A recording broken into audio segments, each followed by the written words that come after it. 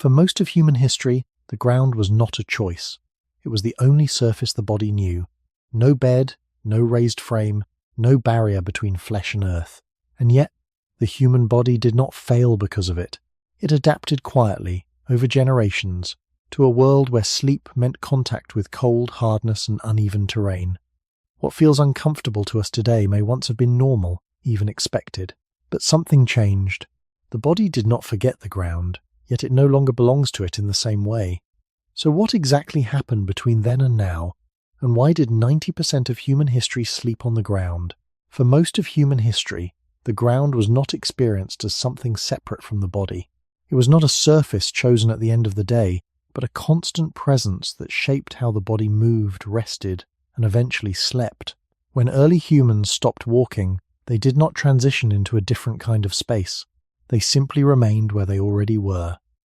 The same terrain that carried their steps became the place where their bodies settled into stillness. There was no boundary between movement and rest, only a gradual slowing, a lowering of the body closer to the earth that had always supported it.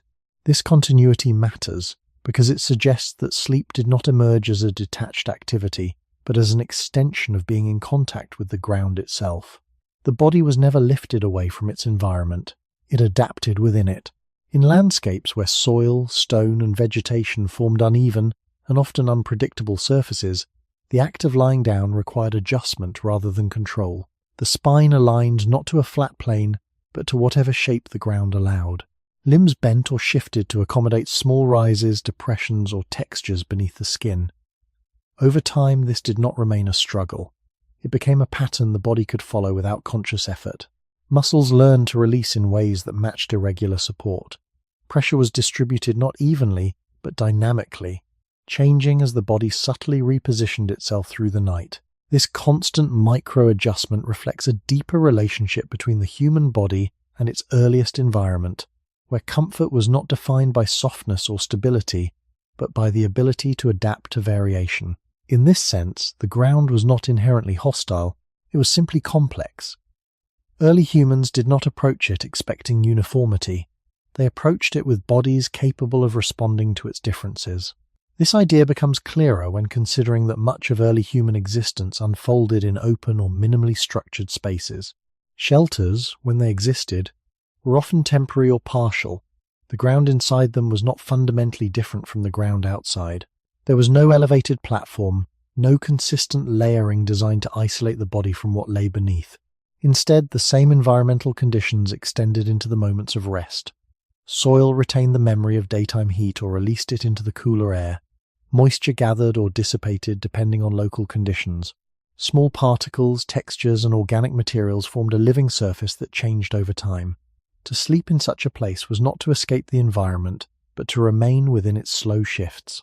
This continuity suggests that the human body developed expectations that differ from those we hold today. Rather than seeking stillness and uniform support, it tolerated, and perhaps relied on, subtle variation. The idea of a perfectly flat and stable surface would not have been familiar. What mattered was not eliminating irregularity, but negotiating with it. The body, in contact with the ground, became part of a larger system of forces, including gravity, temperature, and the structure of the terrain itself. Even the act of lying down likely followed patterns shaped by this environment. Instead of a fixed posture, there would have been a range of positions, each distributing weight differently across the body. Side, back, or partially curled positions would emerge not from preference alone, but from the immediate feedback of the surface. Over generations, these patterns would reinforce themselves, not as rigid habits, but as flexible responses. This flexibility may explain why the ground did not necessarily produce the kind of discomfort that modern bodies often experience when placed in similar conditions. The difference is not only in the surface, but in the expectations and adaptations carried by the body itself. When we consider the long span of human history, it becomes difficult to separate the concept of sleep from the concept of ground contact. For tens of thousands of years, and likely much longer, there was no alternative system. The body did not evolve in relation to beds, frames, or elevated supports. It evolved in direct relationship with the earth.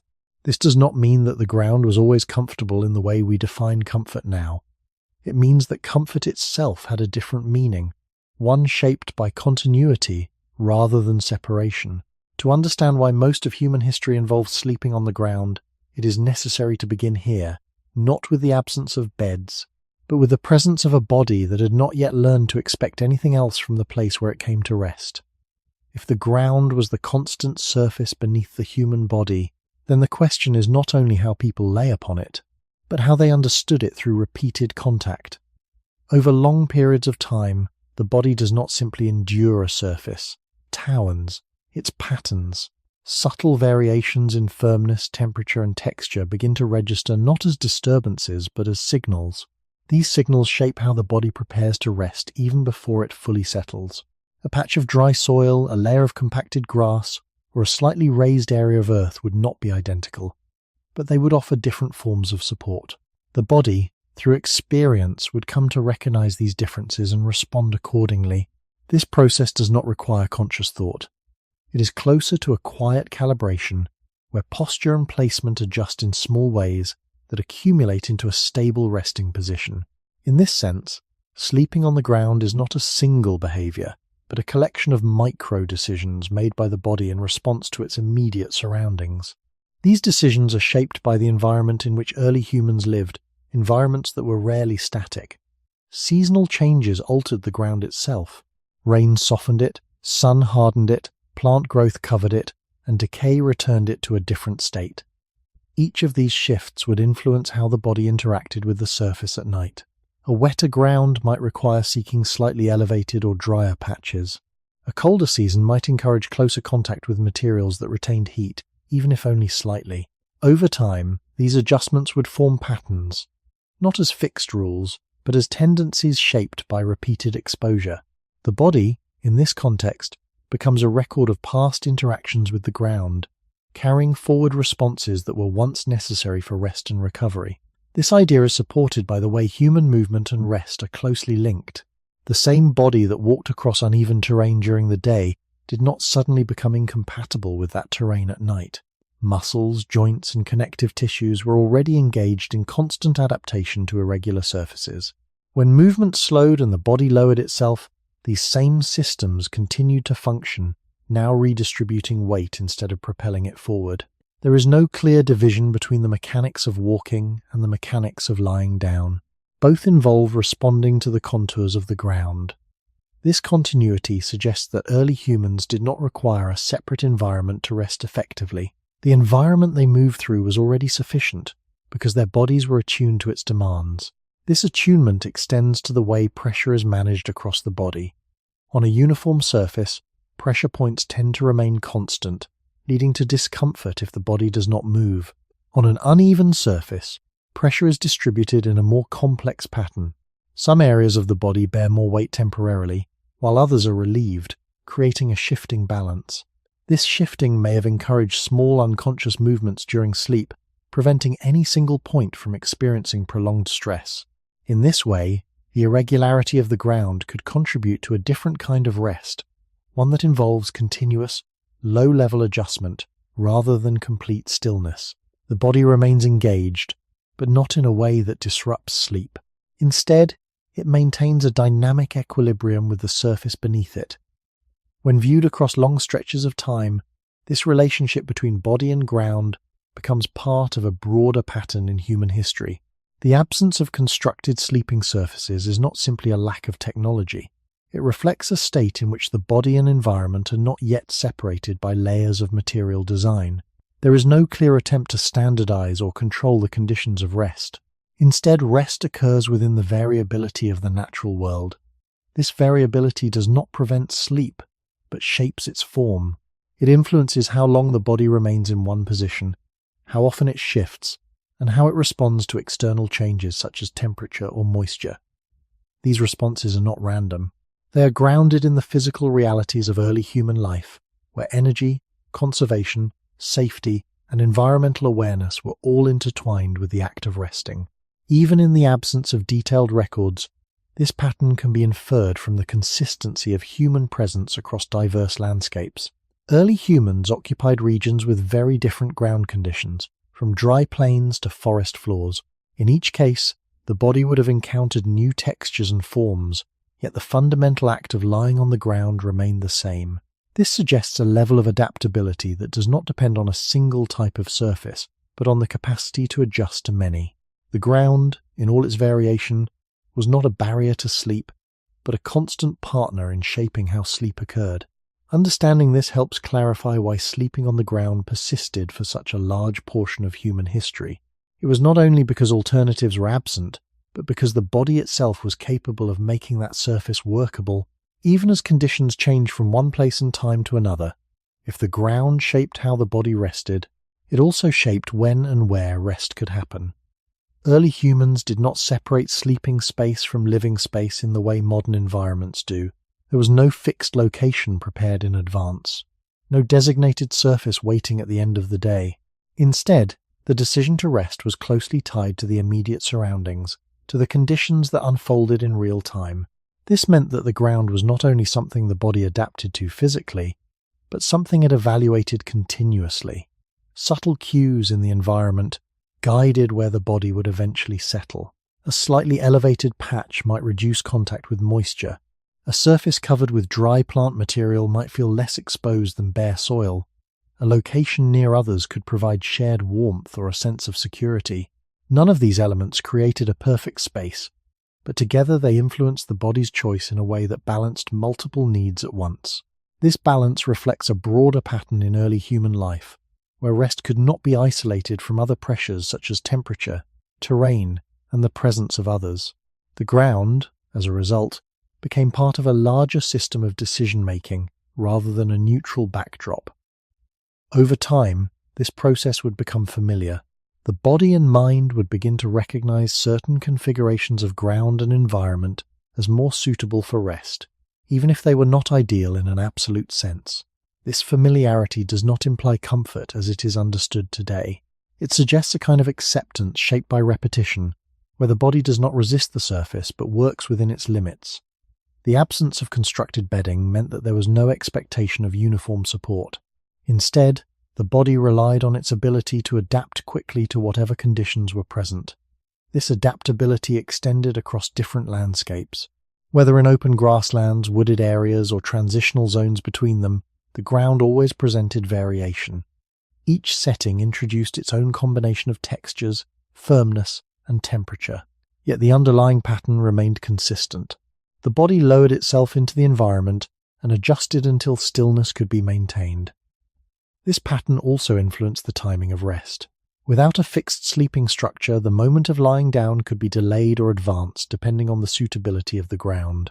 If the surface felt too uneven, too exposed, or too unstable, movement might continue until a more workable area was found. This suggests that sleep was not simply driven by internal rhythms, but by an ongoing interaction with the environment. The ground, in this sense, played an active role in shaping daily cycles. It contributed to when rest began, how it unfolded, and how the body positioned itself throughout the night. Even the presence of small natural materials such as leaves or grass would alter this interaction. These materials did not create a separate layer in the way modern bedding does, but they introduced slight variations in texture and insulation. The body would respond to these variations, adjusting pressure and posture in subtle ways. Over generations, these interactions would become embedded in the body's responses, forming patterns that did not require conscious awareness. The ground, then, was not a passive surface, but a dynamic element in human rest. It influenced behavior, shaped expectations, and interacted directly with the body's physical structure. When viewed from this perspective, the absence of beds is not the most important feature of early human sleep. What matters more is the presence of a system in which the body and the ground were closely linked, each shaping the other over long periods of time. This link helps explain why sleeping on the ground was not an obstacle that needed to be overcome, but a condition that could be managed within the limits of the environment. When the human body comes into contact with the ground, the interaction is not limited to the skin. It extends inward, through layers of tissue, into the structure of bones and joints that must receive and distribute the weight of the body itself. Unlike a soft and uniform surface, the ground offers resistance that is often uneven and immediate. This resistance reveals how the body is arranged, how its weight is carried, and how different parts support or relieve one another. The spine, for example, is not a straight column designed for flat surfaces. It contains natural curves that shift depending on posture. When lying directly on the ground, these curves do not disappear, but they adjust. The lower back may lift slightly or settle depending on the firmness beneath it, while the upper back and shoulders take on more direct contact. This creates a pattern of support that is distributed across multiple points rather than centered in one place. Over time, the body learns how to position itself so that no single area carries too much pressure for too long. This is not a static solution. It requires small, continuous changes that happen even during rest. The joints play a similar role in this process. Hips, knees, and shoulders act as flexible connections that allow the body to conform to irregular surfaces. When one area encounters a harder point, another part can shift to reduce the load. This capacity for redistribution depends on mobility, not stiffness. A body that can rotate slightly, bend without strain, and adjust its angles can better manage contact with the ground. In early human environments where daily movement involved uneven terrain, climbing, and walking over varied surfaces, this mobility was constantly maintained. It was not something reserved for exercise or specific tasks. It was part of everyday function. As a result, when the body lay down, it carried with it a readiness to adapt rather than an expectation of stillness. The skin also contributes to this interaction, not only as a protective layer but as a sensory surface. It detects pressure, temperature, and texture, sending signals that guide how the body responds. On the ground, these signals are more varied than on a uniform surface. Small changes in texture or firmness are felt more directly, prompting adjustments that may be subtle but meaningful over time. This sensitivity does not necessarily lead to discomfort if the body is accustomed to it. Instead, it becomes part of a feedback system that helps maintain balance during rest. The distribution of weight across the body is influenced by gravity, which acts consistently regardless of the surface. However, the way this force is managed changes depending on how the body is supported. On a soft surface, the body may sink, reducing pressure in some areas while increasing it in others. On the ground, where sinking is limited, the body must rely more on its own structure to distribute weight. This reliance highlights the role of muscles that stabilize posture even when the body appears to be at rest. These muscles do not remain fully active, but they do not completely disengage either. They maintain a low level of tone that allows for minor adjustments and prevents collapse into a single position. This subtle activity supports the idea that rest on the ground is not defined by complete stillness, but by a balanced state in which the body remains responsive to its contact points. The shape of the human body, with its combination of broad surfaces and narrower connections, reflects this need for distribution. Areas such as the back, hips, and thighs provide larger contact zones, while joints allow for repositioning when pressure becomes concentrated. This design does not eliminate the challenges of lying on a hard surface, but it provides a framework within which those challenges can be managed. Across long periods of human history, this framework would have been reinforced by repeated exposure to ground-based rest. The body did not need to be redesigned for this purpose. It already contained the structures necessary to interact with the ground in a functional way.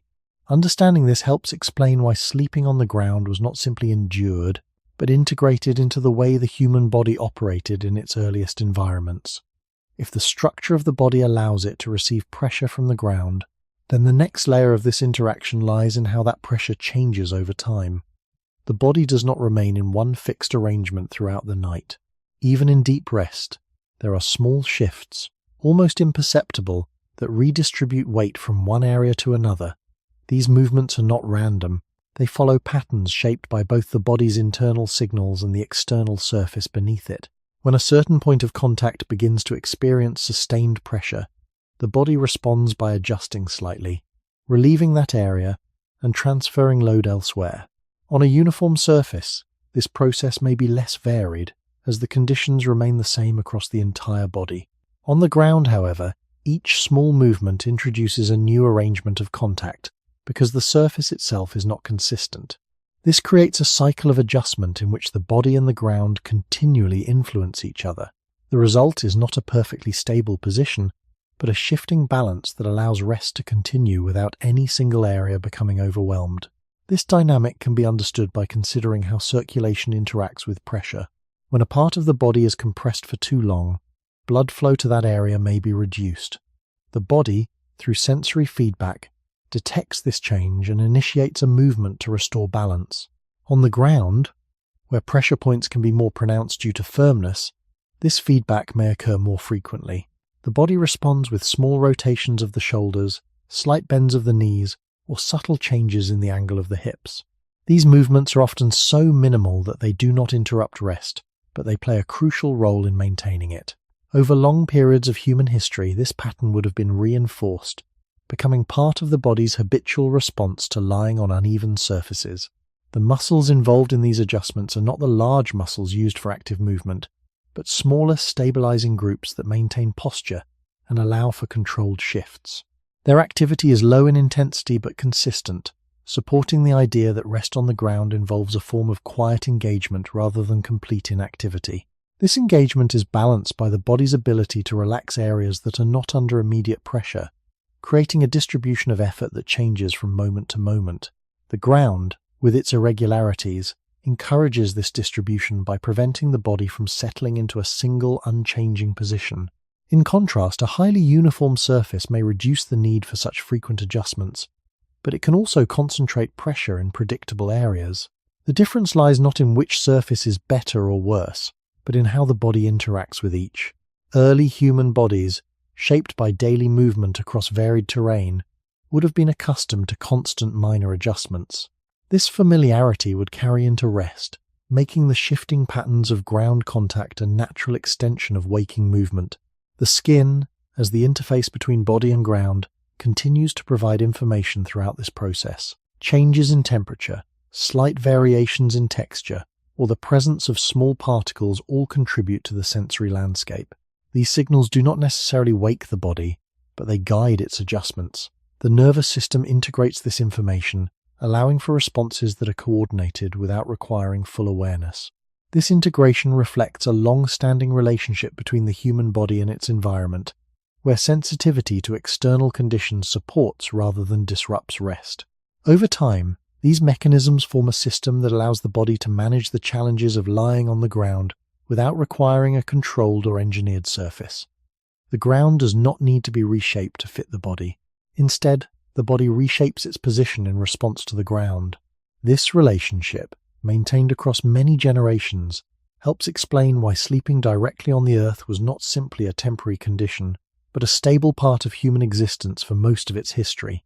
Beyond structure and movement, there is a quieter process that unfolds when the body rests on the ground, one that involves how the body manages heat, moisture, and the subtle exchange between itself and the surface beneath it. The ground is not only firm or uneven, it also holds and releases temperature in ways that directly affect the body during rest. Unlike an elevated or insulated surface, the ground absorbs warmth from the body over time. This transfer does not happen instantly, but gradually, as the body remains in contact with the same points. Early in the night, the ground may still carry traces of warmth from the day, especially in open landscapes exposed to sunlight. As the night deepens, that stored warmth fades, and the ground begins to draw heat away more steadily. The body, in response, adjusts not only through posture, but through subtle changes in how it conserves or releases heat. Limbs may be drawn closer to reduce exposed surface area, or shifted slightly to avoid prolonged contact with colder patches. These responses are not deliberate decisions. They are part of a system that balances internal stability with external conditions. Over long periods of time, this interaction between body and ground would have shaped how the body managed its own temperature during rest. This process is closely tied to the distribution of contact points. Areas of the body that press more firmly against the ground transfer heat more quickly, while areas with less contact retain warmth. As the body makes small adjustments, these zones of heat exchange shift. This creates a moving pattern in which no single area remains exposed to heat loss for too long. The same shifting that redistributes pressure also redistributes temperature. In this way, the irregularity of the ground contributes not only to mechanical adjustment, but to thermal balance as well. The body does not remain uniformly warm or cool. It moves through small variations, maintaining an overall equilibrium through constant low-level change. Moisture adds another layer to this interaction. The ground can hold dampness from rain, dew, or the natural composition of the soil. When the body comes into contact with a moist surface, heat is transferred more efficiently, increasing the rate at which warmth is lost. Early humans, moving through environments where such conditions were common, would have developed ways of responding to this without the benefit of fully insulated layers. Choosing slightly drier ground, or shifting position when dampness was felt, would reduce prolonged exposure. Even thin layers of natural material, such as leaves or grass, could create small differences in how moisture and temperature were experienced, though they did not fully separate the body from the ground. These materials remained part of the same system, not a complete barrier but a subtle modifier of contact. The body's ability to sense these differences and respond through position or timing would have been essential. Over generations, these responses would become integrated into the broader pattern of rest, where thermal and physical adjustments occurred together. The skin, as the point of contact, plays a central role in detecting both temperature and moisture. Its sensitivity allows the body to register changes that may not be large enough to disrupt sleep, but are significant enough to prompt gradual repositioning. This continuous exchange between sensing and adjusting creates a form of rest that is not defined by stillness, but by ongoing balance. The body does not attempt to isolate itself from the ground. It remains in contact, managing the flow of heat and the presence of moisture as part of the resting process. When viewed across the long span of human history, this suggests that the body was not only capable of lying on the ground, but of regulating itself within that condition. The absence of elevated or insulated surfaces did not remove the need for thermal balance. It simply placed that responsibility within the body's own adaptive systems. Understanding this helps explain how sleeping on the ground could persist across many different environments and climates. The ground was not a neutral surface. It was an active participant in shaping how the body rested, influencing not only pressure and posture, but the subtle exchanges that allowed the body to maintain stability through the night. When looking for traces of how early humans slept, the ground itself rarely preserves a clear record. Unlike tools made of stone or bone, which can survive for long periods, the materials associated with rest are often fragile and temporary. Surfaces made of soil, plant matter, or loose organic layers tend to break down, shift, or disappear over time. This absence does not mean that structured sleeping spaces did not exist at all, but it does mean that direct evidence is limited and often indirect. Archaeological sites sometimes reveal areas where repeated human presence has altered the ground, creating subtle patterns such as compacted soil or accumulations of ash and organic residue. These traces suggest places where people gathered, rested, and likely slept, even if the exact arrangement of their bodies cannot be reconstructed with certainty. The ground, in this context, acts as both a surface and a record, holding faint impressions of repeated use without preserving the details of each individual night. This type of evidence points toward a consistent relationship between humans and the surfaces they occupied. Rather than building permanent structures to separate the body from the earth, early humans appear to have worked within the conditions of the ground itself, occasionally modifying it in small ways. Layers of plant material, such as grasses or leaves, might be added to create a slightly softer or drier surface. Ash from controlled fires could accumulate over time, forming a thin layer that changed the texture and thermal properties of the ground. These modifications did not transform the ground into something entirely different. They remained part of the same environment, offering minor adjustments rather than a complete separation. From an archaeological perspective, these layers are difficult to distinguish from natural processes, especially after long periods of decay and disturbance. Yet when they appear in repeated patterns across multiple sites, they suggest intentional behavior, even if that behavior leaves only a faint trace. In some locations, more defined features have been identified, such as shallow depressions or areas where the ground surface differs from the surrounding terrain. These features may indicate places where the body repeatedly rested, gradually shaping the surface through pressure and movement. Over time, the repeated presence of human bodies could compress soil, displace small stones, or alter the arrangement of organic material. These changes are subtle and can be easily obscured by later activity, but they provide clues about how the ground was used. Importantly, these features do not resemble constructed beds in the modern sense. They do not elevate the body or create a uniform surface. Instead, they reflect an ongoing interaction between the body and the ground, where the surface is gradually shaped by use rather than deliberately engineered in advance. This pattern aligns with the broader absence of durable sleeping structures in much of the archaeological record. While there are later examples of raised platforms or more defined bedding areas, these appear relatively late and are not widespread in the earlier phases of human history. For the majority of that time, the evidence points toward direct contact with the ground, sometimes modified, but not fundamentally replaced. This suggests that the practice of sleeping on the ground was not only common, but stable over long periods. It did not require constant innovation or replacement because it was supported by the body's ability to adapt and by small, flexible adjustments to the immediate environment. The lack of preserved beds is therefore not simply a gap in the record. It reflects a way of living in which rest was integrated into the landscape rather than separated from it.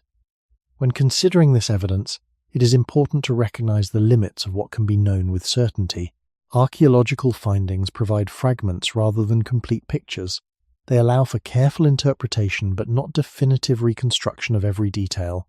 Even so, the consistency of indirect evidence across different regions supports the idea that sleeping on the ground was a widespread and enduring aspect of early human life. The ground, though often silent in the record, remains central to understanding how rest was practiced long before the introduction of elevated or insulated sleeping surfaces. In a few rare cases, the ground preserves more than faint traces, offering slightly clearer glimpses into how early humans may have prepared places for rest, though even these glimpses remain incomplete. Certain archaeological sites reveal thin layers of plant material arranged in ways that differ from the surrounding environment, suggesting that people may have gathered and placed these materials intentionally. These layers are not thick, nor do they form stable structures that lift the body away from the earth.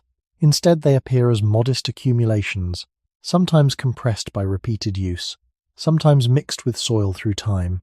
Their presence indicates an effort to adjust the immediate surface rather than to replace it. The body still meets the ground, but through a thin, variable layer that slightly alters texture and temperature. This pattern suggests that early humans did not ignore discomfort entirely, but responded to it within the limits of available materials. The ground remained central, while these additions acted as small interventions that could be created and abandoned with little permanence.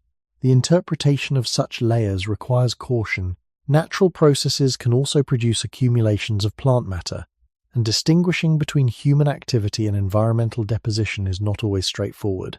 Researchers rely on patterns that repeat across contexts, such as consistent placement within sheltered areas or association with other signs of human presence like hearths.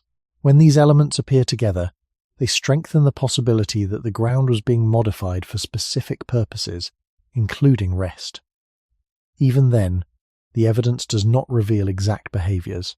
It does not show how individuals positioned their bodies or how long they remained in one place. It offers only a framework within which such behaviors might be understood. This limitation is important because it prevents the formation of overly precise conclusions about early human sleep.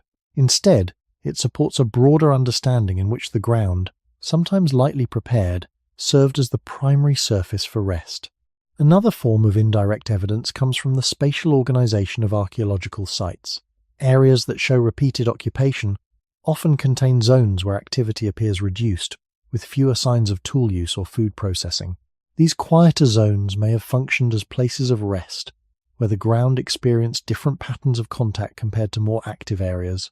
The soil in these zones may be more compacted, or contain different mixtures of organic material, reflecting the repeated presence of bodies rather than the movement of tools.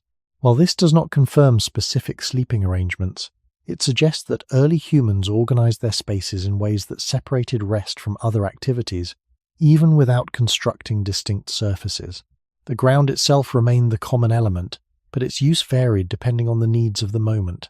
Over long periods, these patterns contribute to a picture in which rest is integrated into the landscape without leaving strong, lasting structures. The absence of durable beds is not replaced by a hidden set of alternative constructions. Instead, it is accompanied by a series of small, adaptable practices that leave only partial traces. These practices may include clearing debris, arranging plant material, or selecting particular patches of ground based on their properties. Each action modifies the surface slightly, but none creates a permanent transformation. This flexibility would have been useful in environments where movement was common and long-term investment in a single location was limited. It also aligns with the idea that the body itself carried much of the responsibility for adapting to the ground, reducing the need for extensive preparation. When these different strands of evidence are considered together, they point toward a consistent pattern. Early humans interacted with the ground in ways that were attentive but not transformative. They adjusted it where possible, recognized its variations, and returned to it repeatedly without attempting to standardize it. This pattern reinforces the idea that sleeping on the ground was not a temporary stage waiting to be replaced, but a stable condition supported by both environmental practice and bodily adaptation. The archaeological record, though incomplete, reflects this stability through its very gaps, where the lack of permanent structures becomes part of the evidence itself. Even in the few cases where impressions of human bodies or repeated resting patterns might seem possible, the ground rarely holds them in a form that can be read with certainty. Soil shifts, organic material decays, and later activity often erases what was once there. This absence creates a particular kind of silence in the archaeological record, where the most common human behavior leaves the least visible trace. Sleeping, which occupies a large portion of human life, becomes one of the hardest activities to detect directly. What remains are not clear outlines of where bodies lay, but the conditions that made such rest possible. The ground itself, shaped by climate, vegetation, and repeated use, becomes the closest available indicator. In some environments, especially those with stable conditions such as dry caves or sheltered rock formations, traces are slightly better preserved. Layers of ash from repeated fires, combined with plant remains, can form surfaces that differ from the surrounding area. These surfaces may have been used for resting, as they offer a more controlled texture and a degree of insulation. Yet even here, the evidence does not show a complete separation between body and ground. The ash and plant material remain thin, often uneven, and closely integrated with the soil beneath. They suggest preparation, but not construction in the sense of creating a distinct piece of furniture or a raised platform.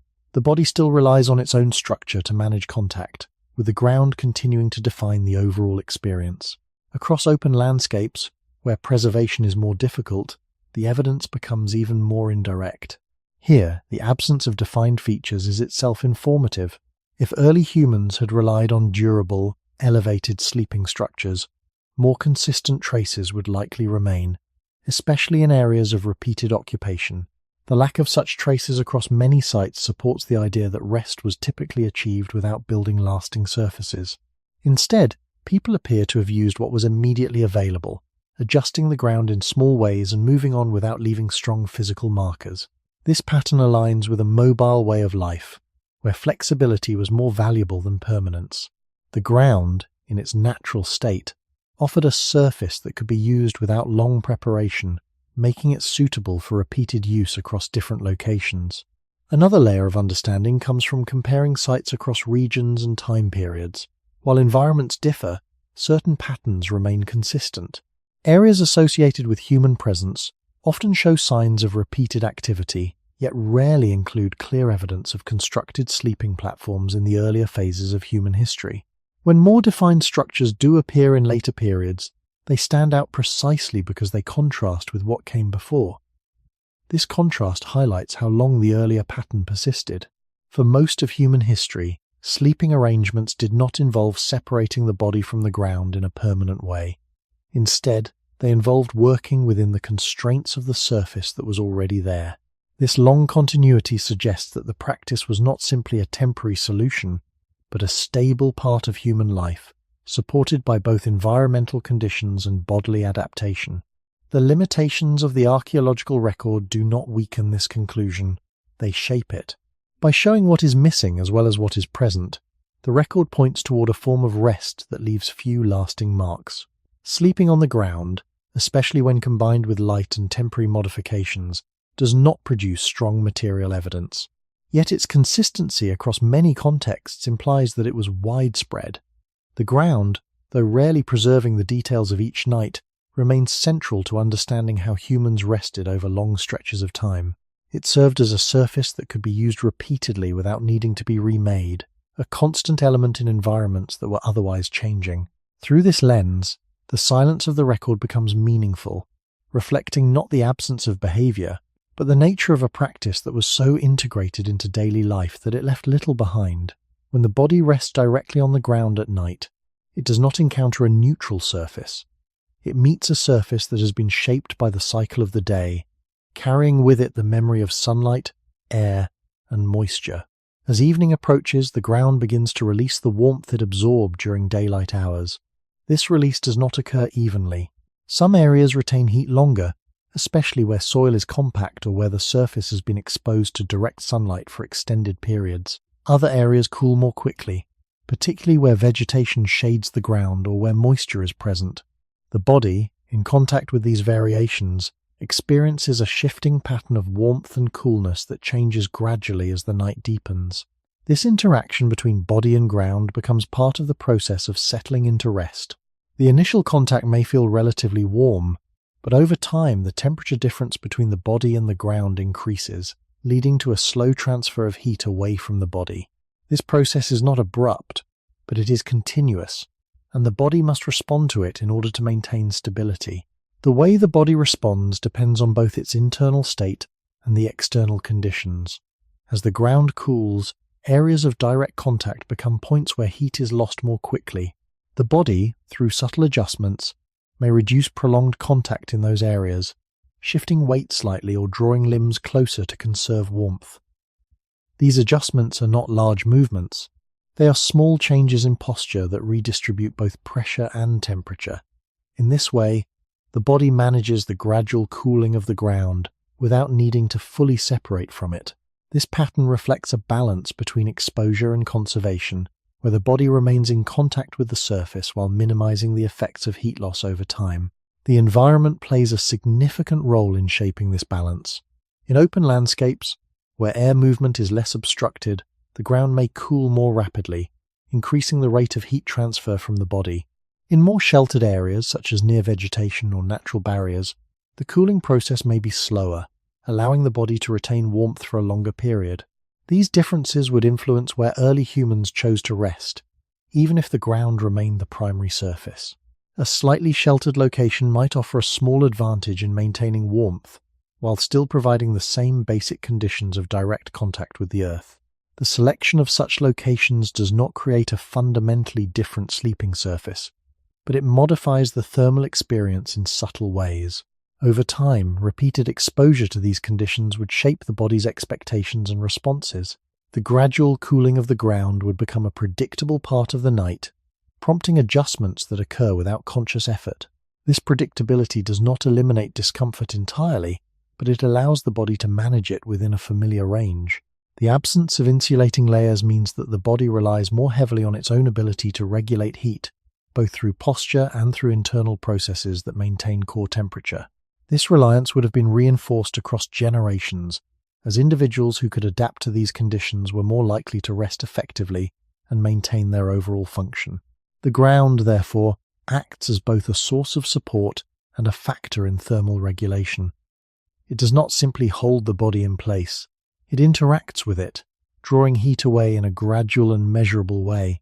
This interaction is not constant across all environments, but it follows a general pattern shaped by the daily cycle of temperature. Early humans, living within this cycle, would have experienced the ground as an active element in their rest, influencing not only how they lay, but how their bodies maintained balance through the changing conditions of the night. Understanding this relationship helps clarify why sleeping on the ground required continuous adjustment rather than complete stillness, and why the environment itself remained central to the experience of rest for most of human history. As the night continues, the interaction between the body and the ground becomes more pronounced, not only through the steady loss of heat, but through the changing conditions of the surrounding air. Temperature does not remain fixed after sunset. It often declines gradually, sometimes unevenly, influenced by factors such as cloud cover, wind, and the presence of nearby vegetation. The ground responds to these changes, cooling further or retaining pockets of warmth depending on its composition and exposure. The body, resting in direct contact with this shifting surface, experiences a layered effect in which both the ground below and the air above contribute to its overall thermal state. This layered exposure creates a situation where the body must balance two directions of heat exchange at once. From below, the ground continues to draw warmth away, while from above, cooler air can reduce the body's surface temperature, especially in exposed areas. The body does not address these influences separately, it responds through integrated adjustments that consider both directions at once. Limbs may be drawn inward not only to reduce contact with the ground, but also to limit exposure to the air. The torso, which holds much of the body's core heat, may be positioned in ways that reduce its direct exposure to cooler surfaces while still maintaining enough contact to remain stable. These adjustments are subtle and often slow, unfolding over the course of the night rather than in sudden movements. In environments where wind is present, the effect becomes more complex. Air movement can increase the rate at which heat is lost from the body's surface, particularly from areas not in contact with the ground. At the same time, wind can influence how quickly the ground itself cools, especially if it carries away the thin layer of warmer air that may form just above the surface. Early humans resting in such conditions would have experienced a combined effect in which both the ground and the air contributed to a gradual reduction in body warmth. The response to this would not involve creating a complete barrier, as such materials were not always available. Instead, it would involve selecting positions and locations that reduced exposure. A slight depression in the ground, a position near natural features that block wind, or the presence of other bodies nearby could all influence how heat was retained. These choices do not remove the influence of the environment, but they modify it in ways that support continued rest. Moisture in the air and on the ground adds another dimension to this interaction. As temperatures drop, moisture can condense, forming dew on surfaces, including the ground and any materials resting on it. This moisture increases the efficiency of heat transfer, drawing warmth from the body more quickly where contact occurs. The body, through its sensitivity, may respond by shifting away from damp areas or by adjusting posture to reduce prolonged contact with moisture. Even small differences in dryness can influence comfort and thermal balance. Over time, recognizing these differences would become part of the process of settling into rest, guiding the body toward areas that offer slightly more favorable conditions. This process does not require a conscious evaluation of temperature or moisture. It operates through feedback, where the body senses changes and responds with gradual adjustments.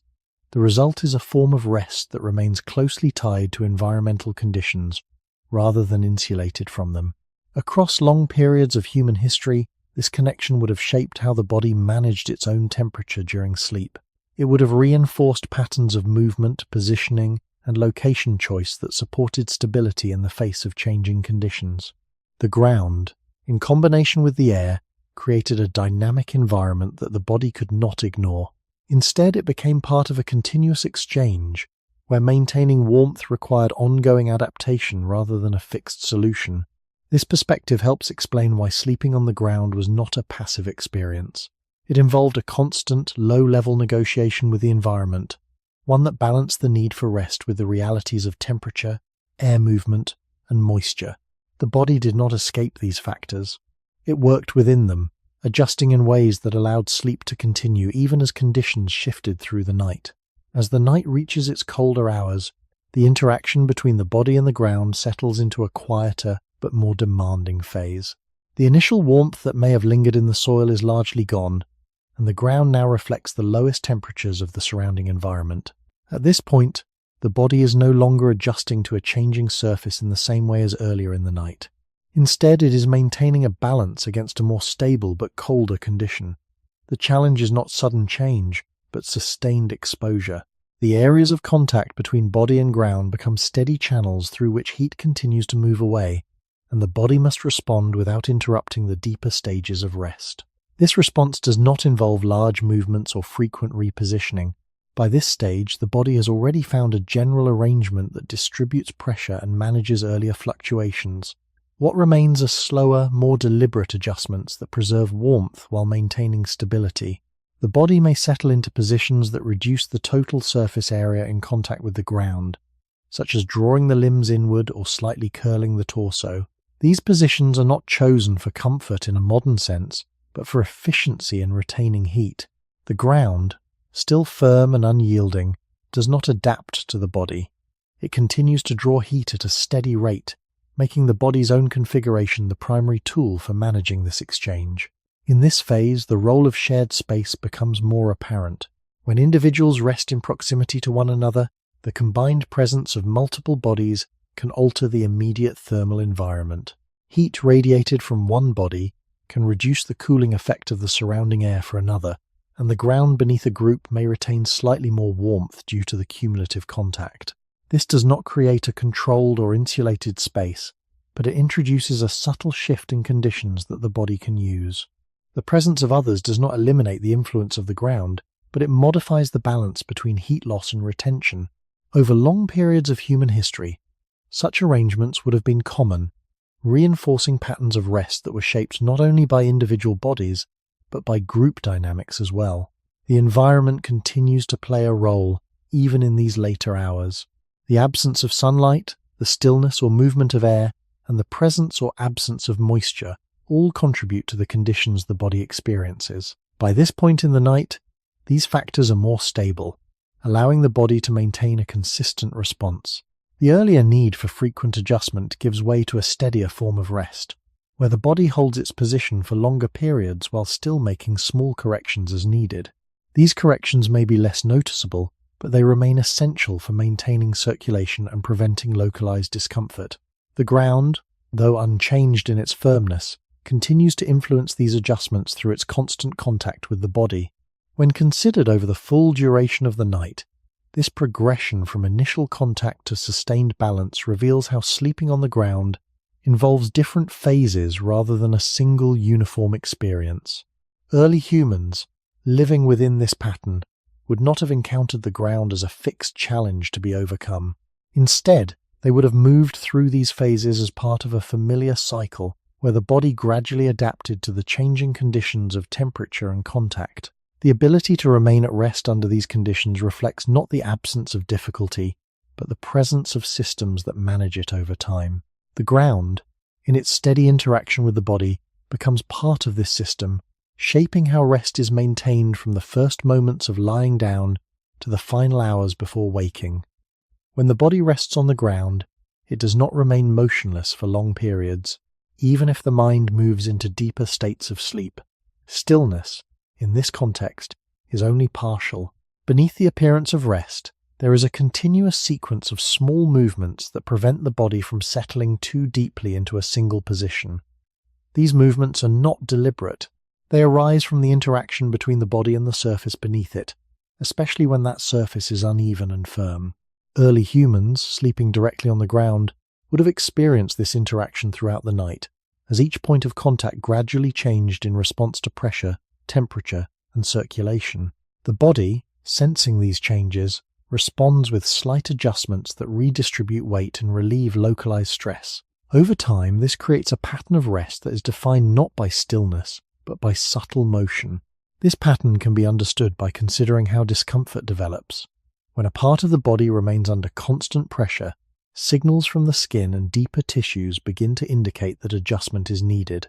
These signals do not necessarily wake the body, but they prompt a shift, often so small that it does not disrupt the overall state of rest. On a soft and uniform surface, these signals may develop more slowly or in more predictable locations. On the ground, where pressure points are more varied and immediate, the need for adjustment may arise in a more distributed and irregular way. The body responds by changing position slightly, altering the angle of a limb, rotating the torso, or shifting the weight from one side to another. Each movement reduces pressure in one area while increasing it in another, creating a continuous cycle that maintains balance across the body. This cycle suggests that early human sleep involved a form of ongoing engagement with the ground, even during deeper phases of rest. The muscles responsible for these adjustments are not fully active, but they are not completely at rest either. They maintain a low level of tone that allows for controlled movement without full awakening. This state supports the idea that the body, when lying on the ground, remains responsive rather than fully passive. The ground, through its irregularity, encourages this responsiveness by preventing the body from settling into a single unchanging posture. Instead, it requires a sequence of minor corrections that keep the body aligned with the surface beneath it. Over generations, this pattern would become familiar, forming part of the body's habitual response to rest. The frequency and nature of these movements would likely vary depending on the conditions of the ground.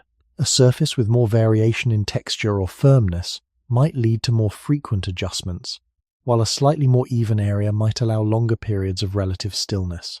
However, even in more stable conditions, complete immobility would be unlikely. The body's need to maintain circulation and manage pressure would still prompt periodic movement. This suggests that early human sleep was characterized by a balance between stillness and motion, where rest was maintained through continuous, low-level change rather than through fixed positions. The presence of others nearby may also influence this pattern.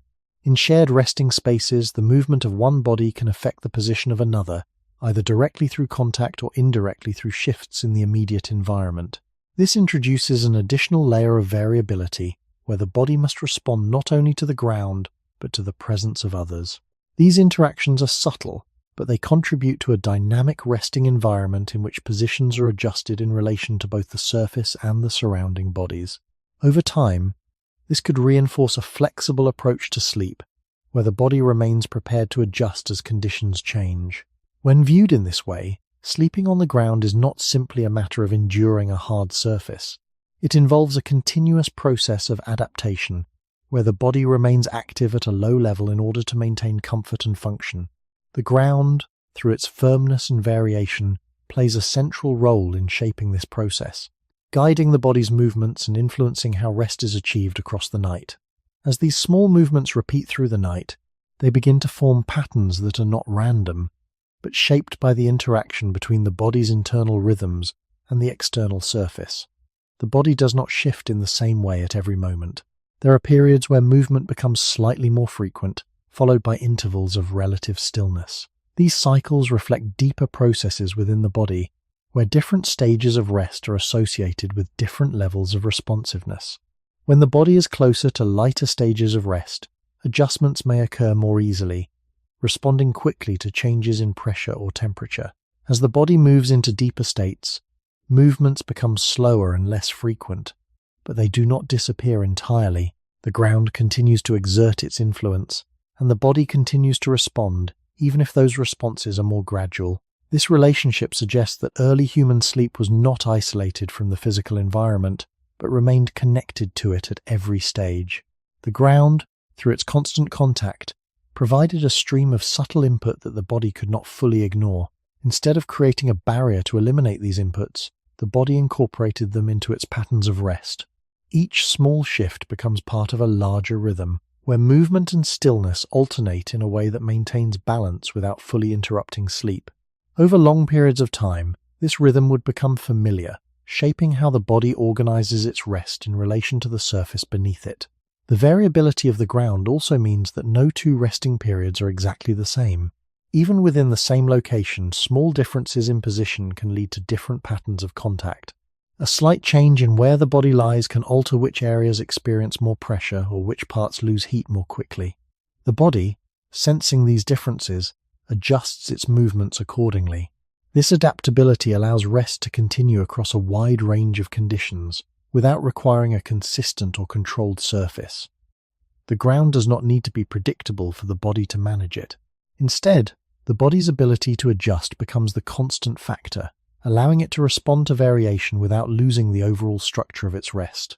Over generations, this capacity for adjustment would be reinforced by daily life. Movement across uneven terrain during waking hours would prepare the body for similar interactions during rest. The same sensitivity that helps the body navigate irregular surfaces while walking would support its ability to respond to those surfaces when lying down. This continuity reduces the need for a clear separation between movement and rest. The body carries its adaptability from one state into the other, maintaining a consistent relationship with the ground. This consistency may also influence how quickly the body can settle into rest. Without the expectation of a perfectly stable surface, the body does not wait for ideal conditions. It begins to adjust as soon as contact is made, gradually finding a workable position through small changes. This process may take time, but it does not depend on achieving complete uniformity. Instead, it relies on the body's capacity to manage variation. The ground, in this context, becomes part of the settling process rather than an obstacle to it. Its irregularities guide the body toward positions that balance pressure, temperature, and stability, even if those positions are not perfectly comfortable by modern standards. The presence of ongoing movement within rest also suggests that early human sleep may have involved a different sense of continuity. Rather than long periods of complete stillness, rest would be maintained through a series of connected adjustments, each one preserving the conditions needed for sleep to continue. This does not imply constant disturbance, but a form of quiet activity that supports rather than interrupts rest. The ground, by requiring these adjustments, helps shape a pattern in which the body remains gently engaged with its environment throughout the night. Over the course of many nights, these small movements do more than simply respond to immediate conditions. They begin to shape the body's expectations about what it means to rest. When a surface does not allow the body to remain in one position for long, the body does not resist this limitation. It incorporates it. The idea of sleep becomes linked not to complete stillness, but to the ability to remain at rest while making continuous adjustments. This distinction is subtle, but it changes how the body organizes its behavior during the night. Instead of seeking a position that can be held without change, the body settles into positions that can be modified easily. Flexibility becomes more important than stability. The joints remain slightly ready to move, the muscles maintain a low level of responsiveness, and the transitions between positions occur without clear interruption. In this way, the ground does not simply cause movement, it shapes the form that rest takes. This shaping effect can be seen in how the body transitions between positions. On a uniform surface, changes in posture may involve larger, more defined movements, because the starting position can be held for longer without discomfort. On the ground, where pressure and temperature vary across the surface, transitions are often smaller and more frequent. The body shifts gradually, sometimes rotating only slightly or adjusting the angle of a limb rather than fully changing position. These incremental changes allow the body to maintain continuity in its rest, avoiding the need for sudden or disruptive movement. Over time, this pattern creates a form of sleep in which motion is distributed throughout the night, rather than concentrated in a few larger adjustments. The presence of others can influence these transitions as well. In shared resting spaces, the movement of one body may limit or guide the movement of another. A person may adjust their position not only in response to the ground, but in relation to nearby bodies, creating a coordinated pattern of shifts that reflects both environmental and social factors. These interactions do not require conscious coordination. They emerge from the shared space, where each body responds to the same conditions while also responding to each other. This adds another layer to the pattern of movement, making it more complex but also more adaptive. The body learns not only how to adjust to the ground, but how to do so within a changing social environment. Over long periods of human history, these patterns would become deeply embedded.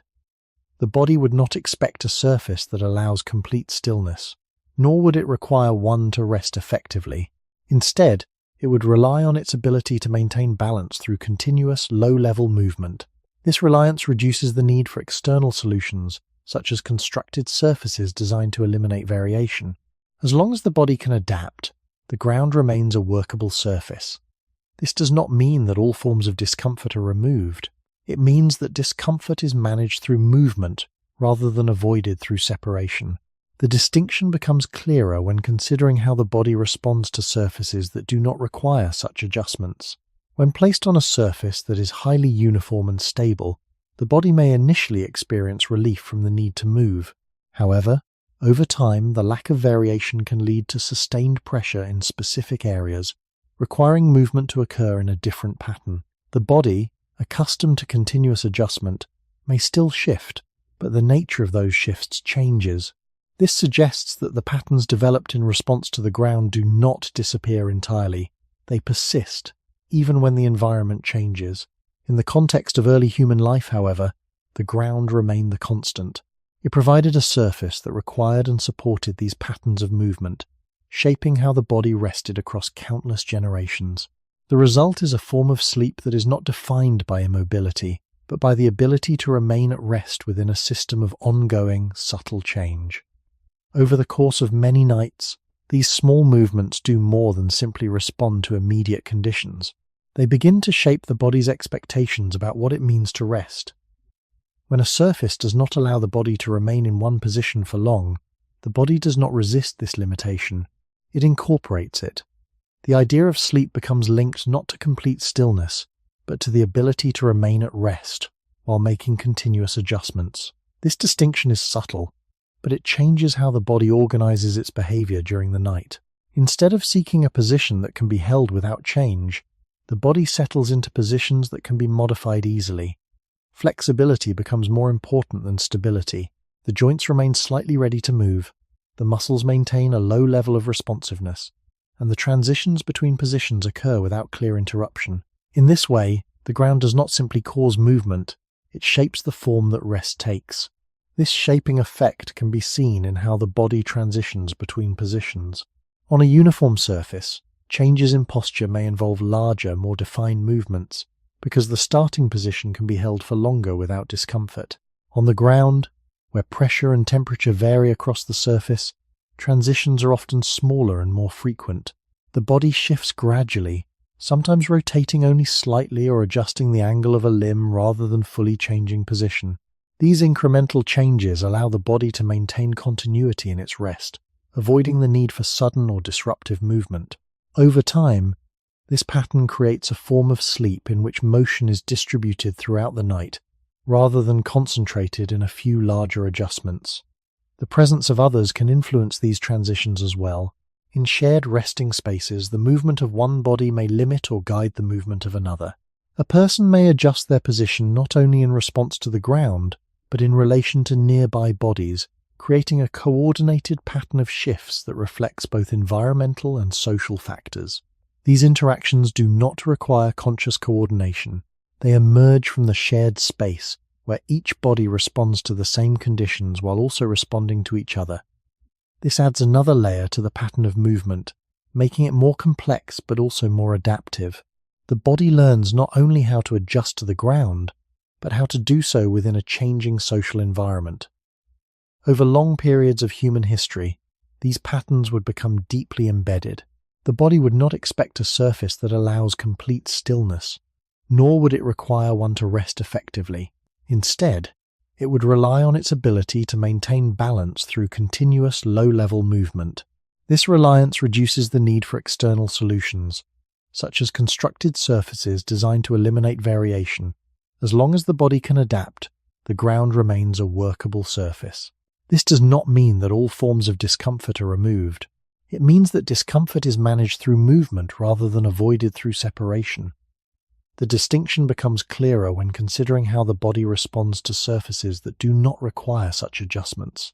When placed on a surface that is highly uniform and stable, the body may initially experience relief from the need to move. However, over time, the lack of variation can lead to sustained pressure in specific areas, requiring movement to occur in a different pattern. The body, accustomed to continuous adjustment, may still shift, but the nature of those shifts changes. This suggests that the patterns developed in response to the ground do not disappear entirely. They persist, even when the environment changes. In the context of early human life, however, the ground remained the constant. It provided a surface that required and supported these patterns of movement, shaping how the body rested across countless generations. The result is a form of sleep that is not defined by immobility, but by the ability to remain at rest within a system of ongoing, subtle change.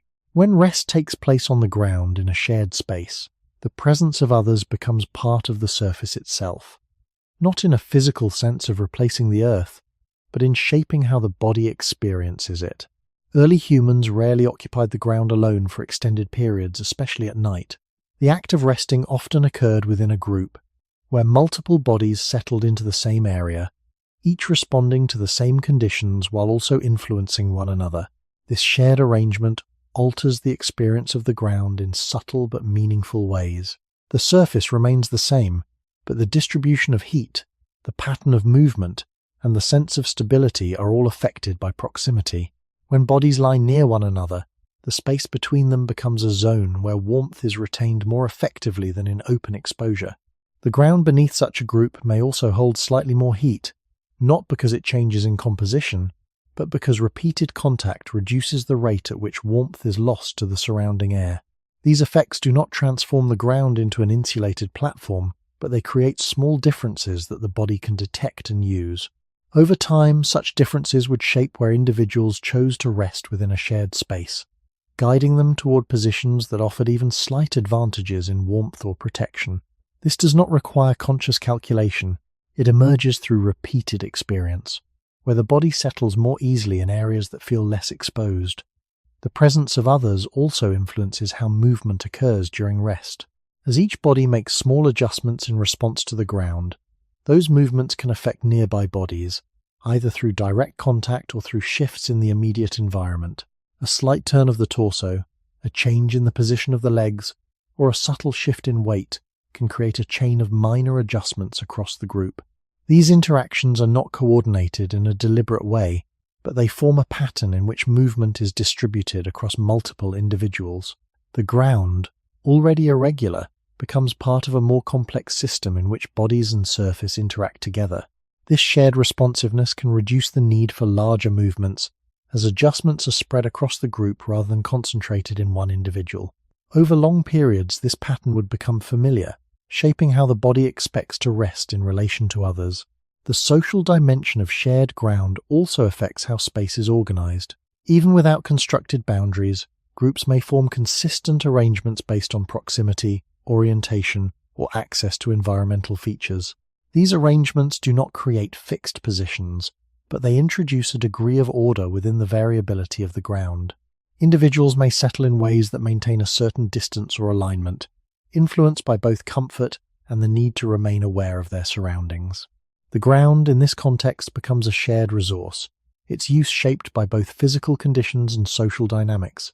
This shared use reinforces the idea that sleeping on the ground was not an isolated experience, but one embedded in collective behavior. The body adapts not only to the surface, but to the presence of others who are adapting in similar ways. This mutual adaptation creates a form of rest that is both individual and collective, where each body maintains its own balance while contributing to the overall stability of the group. Across much of human history, such arrangements would have been common, especially in environments where safety and warmth depended on proximity. The ground, unchanged in its basic properties, becomes part of a larger system that includes multiple bodies interacting over time.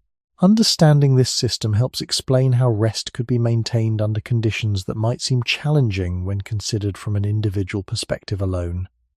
The body does not face the ground in isolation. It engages with it alongside others, creating patterns of rest that reflect both environmental and social influences working together. When bodies gather on the same stretch of ground, proximity does more than share warmth. It begins to shape how each individual negotiates space, pressure, and movement across the night.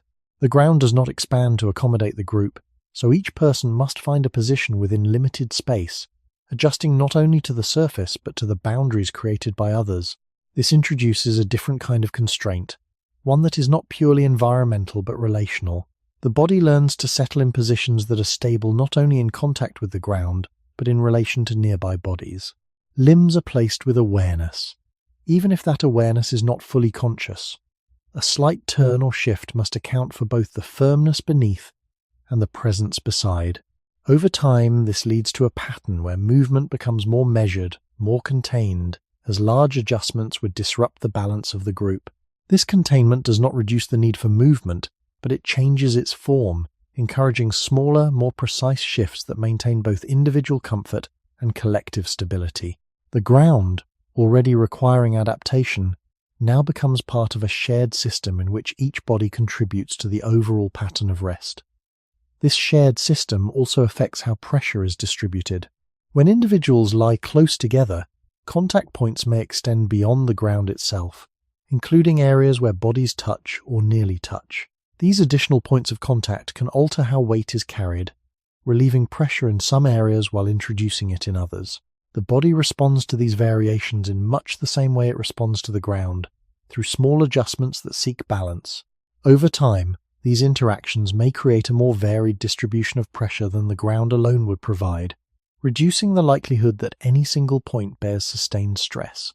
This does not eliminate discomfort, but it changes how it is managed, spreading it across multiple points and allowing the body to respond gradually rather than abruptly. In this way, the presence of others becomes part of the mechanism that supports rest, even though it also introduces new constraints. The influence of proximity extends to how the body maintains orientation during rest. Without fixed structures or clearly defined personal spaces, orientation may be guided by the arrangement of the group. Individuals may align themselves in similar directions or adjust their positions to fit within the available space, creating a loose order that reflects both environmental and social factors. This alignment does not need to be exact. It emerges through repeated interaction, where certain arrangements prove more stable or less disruptive than others. The ground, in this context, remains the underlying surface, but its use is shaped by patterns that arise from group behavior. These patterns may persist across nights as individuals return to similar positions within the group, reinforcing a sense of familiarity even in changing environments. The presence of others also introduces a degree of responsiveness that extends beyond the physical surface. Sounds, movements, and subtle changes in position can signal shifts within the group, prompting adjustments that maintain balance.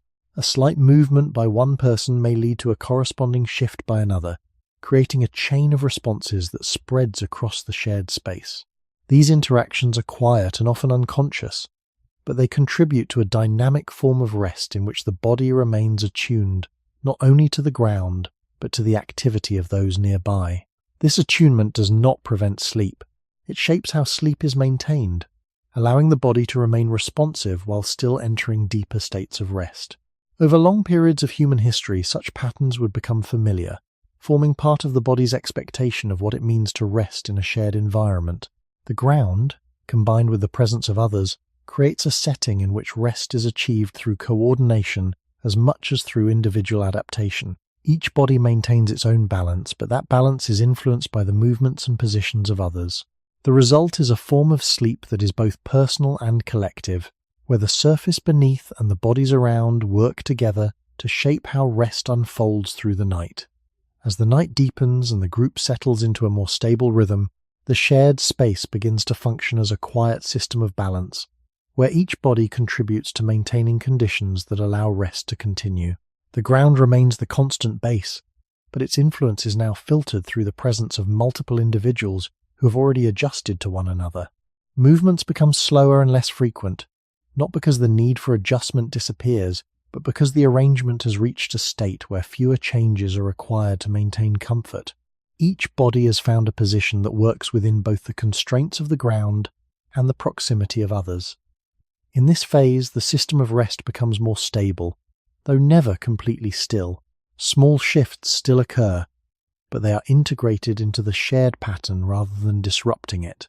The ground continues to provide uneven support, and the body continues to respond, but now within a framework shaped by collective adaptation.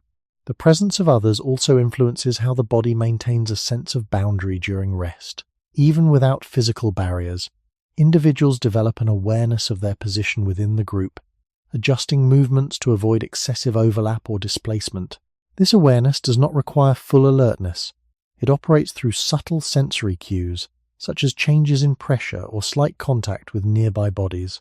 These cues guide movement in a way that preserves both individual space and group cohesion. The ground, in this context, becomes a shared reference point, while the bodies themselves define the limits of movement. Over time, this creates a balance where each individual remains aware of their surroundings without needing to fully awaken. The result is a form of rest that is both contained and responsive, shaped by the interplay between the surface below and the presence around. Temperature continues to play a role in this shared system. As the coldest part of the night passes, the combined warmth of the group may create a slightly more stable thermal environment, reducing the need for frequent adjustments related to heat loss. The ground, though still cooler than the body, is influenced by the sustained contact of multiple individuals, which can slow the rate of cooling in localized areas. These effects are modest, but over the course of the night they contribute to a more consistent experience of temperature. The body, responding to this relative stability, can maintain its position for longer periods, allowing deeper phases of rest to occur without interruption. This does not eliminate the influence of the environment, but it moderates it, creating a balance that supports continued rest. The collective nature of this arrangement also affects how the body transitions toward waking. As the environment begins to change with the approach of morning, subtle shifts in light, temperature, and activity within the group can signal the end of rest. These signals may be detected gradually, prompting small movements that become more frequent as the body prepares to rise. The ground, which has been a constant presence throughout the night, now becomes the surface from which movement resumes. The transition from rest to activity does not involve leaving one environment for another. It occurs within the same space, reinforcing the continuity between sleeping and waking that defines early human life. When considered as a whole, this shared system of rest illustrates how sleeping on the ground was supported not only by individual adaptation, but by collective behavior. The ground provided the base, but the presence of others shaped how that base was used, creating patterns that balance pressure, temperature, and movement across multiple bodies. This balance did not remove the challenges of resting on an uneven and changing surface. It distributed those challenges in a way that made them manageable over time. The result is a form of rest that emerges from interaction rather than isolation, where the body remains connected to both the ground and the group throughout the night. At some point in human history, small changes began to appear between the body and the ground, not as a complete separation, but as thin and temporary layers that slightly altered the experience of rest. These layers did not remove the ground from the equation.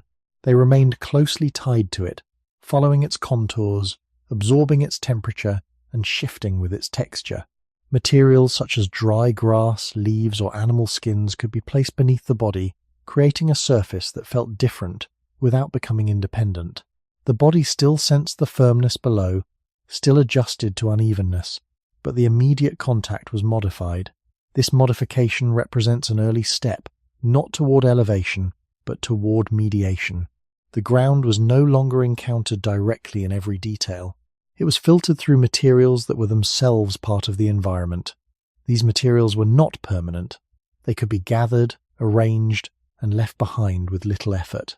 Their use did not require a fixed location or a lasting structure.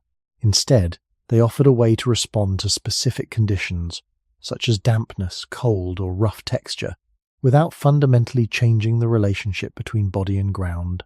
A layer of dry plant material might reduce the sensation of moisture, while also creating small pockets of air that slow the transfer of heat. An animal skin, depending on its condition, might provide a slightly softer surface or a barrier against wind when wrapped around the body. Yet even with these additions, the body remained close to the earth. The surface beneath did not become uniform. It continued to shape posture and movement through the night.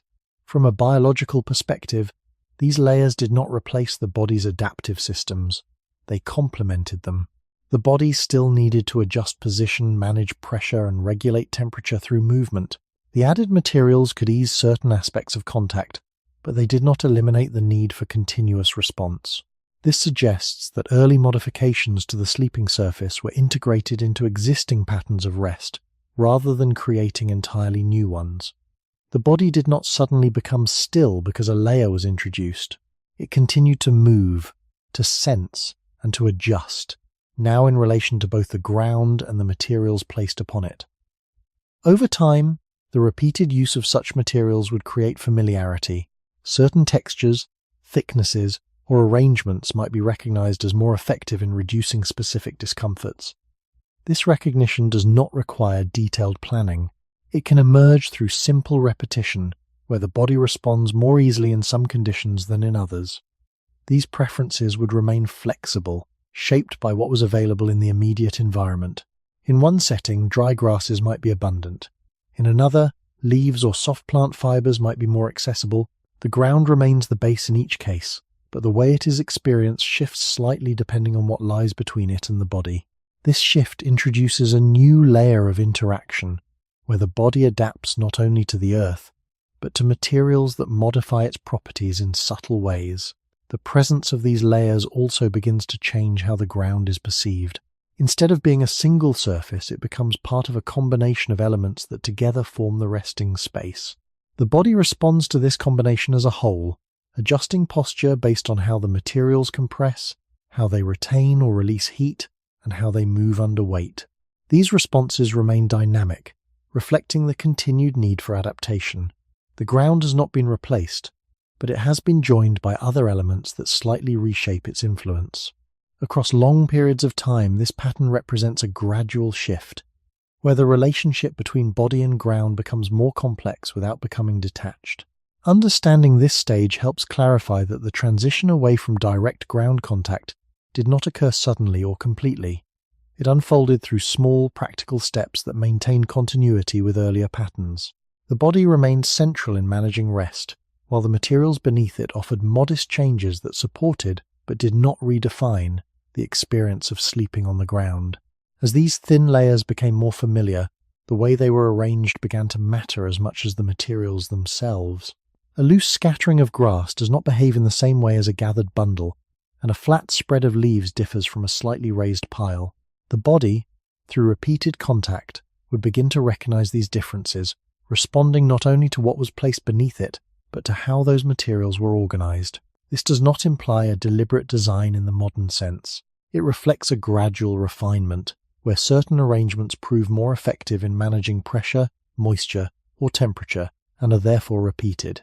The ground remains the base, but the immediate surface becomes more variable, shaped by small decisions that accumulate over time. These variations influence how the body settles. A slightly thicker layer may compress under weight, creating a more gradual transition between the body and the ground. This compression does not remove the firmness beneath, but it changes how force is distributed across contact points. The body responds by adjusting posture in ways that take advantage of this intermediate layer, perhaps maintaining a position for slightly longer before shifting. In contrast, a thinner or uneven arrangement may lead to more frequent adjustments as pressure points develop more quickly. In each case, the body continues to engage in the same process of adaptation, but the pattern of movement shifts depending on the properties of the layer. Over time, this interaction between body and material introduces a new dimension to rest, where the surface is no longer entirely given by the environment, but partially shaped by human action. Moisture remains an important factor in this process. Materials placed between the body and the ground can absorb or redirect dampness, altering how it is experienced. A dry layer may initially reduce the sensation of moisture, but as it absorbs water from the ground or the air, its properties change. It may become heavier, cooler, and less effective at limiting heat transfer. The body, sensing these changes, may respond by shifting position or by favoring areas where the layer remains drier. This creates a dynamic situation in which the effectiveness of the layer is not constant but evolves over the course of the night. The ground, still present beneath, continues to influence these changes as its own moisture content and temperature interact with the materials above it. The result is a layered system that requires ongoing adjustment rather than providing a fixed solution. Temperature is also affected by how materials are arranged. A loosely packed layer may allow more air to circulate, reducing its ability to retain warmth, while a denser arrangement may trap small pockets of air that slow heat loss. These differences are subtle, but over time they influence how the body experiences the night. The body does not need to measure these properties explicitly. It responds through sensation, adjusting position, or selecting different areas based on how they feel. This process reinforces the connection between perception and adaptation, where the body learns to interpret the combined effects of ground and material without separating them into distinct categories. The surface becomes a composite, and the body responds to it as a whole. The introduction of these layers also affects how the ground is used over repeated nights. In places where people return, materials may accumulate, compress, or mix with the soil, creating a surface that differs slightly from untouched ground. This change is gradual and often temporary, as materials decay or are dispersed, but it introduces a form of continuity that links separate periods of rest. The body, encountering such a surface, may find it more familiar or easier to adjust to, even if it remains uneven and variable. This familiarity does not create a permanent structure, but it adds a layer of experience to the ground itself, where past use influences present interaction. Through these small changes, the relationship between body and ground becomes more complex. The ground is no longer encountered alone, but through materials that modify its properties in ways that are subtle, temporary, and responsive to the environment. The body continues to adapt, maintaining its patterns of movement and adjustment, but now within a system that includes both natural surfaces and lightly arranged layers. This stage does not mark a departure from sleeping on the ground. It represents a gradual expansion of how the ground is experienced, where modification remains limited and the body remains central in managing the conditions of rest. As these layers were used across many nights, a subtle shift began to take place in how the body related to the ground. The change was not immediate, and it did not remove the need for adaptation, but it introduced a small degree of predictability into an otherwise variable surface. When materials were gathered and arranged in similar ways, even if only roughly, they created patterns that the body could begin to anticipate. A certain thickness, a familiar texture, or the presence of a compressed area from previous use would influence how the body prepared to lie down. This anticipation did not eliminate adjustment, but it reduced uncertainty. The body still responded to pressure and temperature, but it did so within a narrower range of variation. Over time, this narrowing could shape how rest was experienced, making it slightly more consistent from one night to the next. The ground remained present, but its immediate influence was filtered through layers that carried traces of prior use. This filtering did not create a fixed or permanent surface. The materials continued to shift, compress, and decay, returning to the ground from which they came. Yet within this cycle, there was a growing sense that the surface could be influenced, even if only temporarily. The body, encountering these influenced surfaces, would begin to rely on them in small ways. A familiar arrangement might allow the body to settle more quickly, requiring fewer adjustments in the early stages of rest. This does not mean that movement ceased. It means that the starting point of rest became more stable, even as the need for ongoing adjustment remained. The ground, in this sense, was no longer entirely given. It was partially shaped by repeated interaction, creating a feedback loop between use and experience. This loop extends beyond individual nights. In places where people returned, the accumulation of materials and the compression of the ground beneath them could create a surface that differed subtly from untouched areas. These differences might not be visible at a distance, but they would be felt through contact. The body, sensitive to such changes, could recognize these areas as more suitable for rest, even if the reasons were not consciously identified. This recognition would guide behavior, leading to repeated use of certain spots and further reinforcing their characteristics. Over time, this process creates a form of continuity that exists without permanent structures. The ground remains the foundation, but it carries traces of repeated use that influence how it is experienced. This continuity introduces a new relationship between time and rest. Instead of each night beginning with a completely unfamiliar surface, there may be elements of familiarity carried forward from previous nights. The body, in contact with these elements, can respond more efficiently, adjusting within a known range of conditions. This does not transform the experience into one of complete comfort, but it changes how the body approaches rest. There is less need to explore the surface through movement, and more ability to settle into positions that have proven workable before. The materials themselves, though temporary, become part of this continuity, acting as intermediaries between the body and the ground. Their presence suggests an early stage in which humans began to influence their resting conditions without fully separating from the environment. The ground, still central, is now part of a system that includes memory, repetition, and small-scale modification. The body adapts not only to immediate conditions, but to patterns that emerge over time. These patterns do not eliminate the variability of the ground, but they organize it in ways that make it more manageable. Through this gradual process, the experience of sleeping on the ground begins to shift, not through sudden innovation, but through the accumulation of small, repeated actions that reshape how the surface is encountered. At a later stage, a different kind of change begins to appear, one that does not simply modify the surface of the ground, but introduces a slight separation from it. This separation is not immediate or complete. It begins with small elevations, barely lifting the body above the earth, often using materials already present in the environment. Branches, bundled vegetation, or simple frameworks may be arranged to create a surface that is no longer in full contact with the soil. The difference is subtle at first. The body is still close enough to sense the temperature of the ground and the movement of air around it, but there is now a thin space beneath, altering how pressure and heat are distributed. this space changes the nature of contact. Instead of responding directly to the contours of the ground, the body interacts with a surface that has its own structure, however simple. This introduces a new layer of complexity, where the properties of the materials used for elevation become as important as the ground itself. These early raised surfaces do not resemble later constructions. They are often uneven, flexible, and temporary, shaped by what is available rather than by a standardized design. The body, in contact with such a surface, still needs to adjust, as the structure may shift under weight or fail to provide uniform support. In some cases, the elevation may reduce contact with moisture or allow air to circulate beneath the body, slightly altering the thermal experience. In other cases, it may introduce new points of pressure, as the materials beneath create localized firmness. The result is not a complete improvement or a clear replacement of ground-based rest. It is a variation, one that changes certain aspects of the experience while preserving others. The body continues to rely on its ability to adapt, now responding to a surface that is partly constructed and partly natural. The introduction of elevation also changes how the ground is perceived.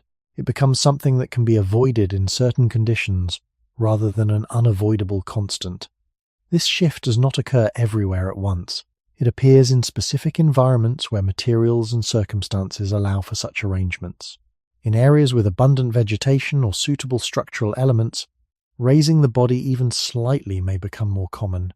In other regions, where such materials are scarce or conditions differ, direct contact with the ground may remain the primary mode of rest.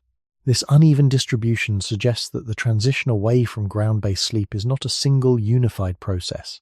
It unfolds differently depending on local conditions, creating a range of practices that coexist over long periods of time. The body, encountering these different conditions, must remain flexible. It cannot rely on a single type of surface, as the availability of elevated structures may vary from one place to another. This reinforces the importance of adaptability, as the body moves between direct ground contact and partial elevation without fully abandoning either. The patterns developed over earlier periods, including continuous adjustment and sensitivity to pressure, remain relevant.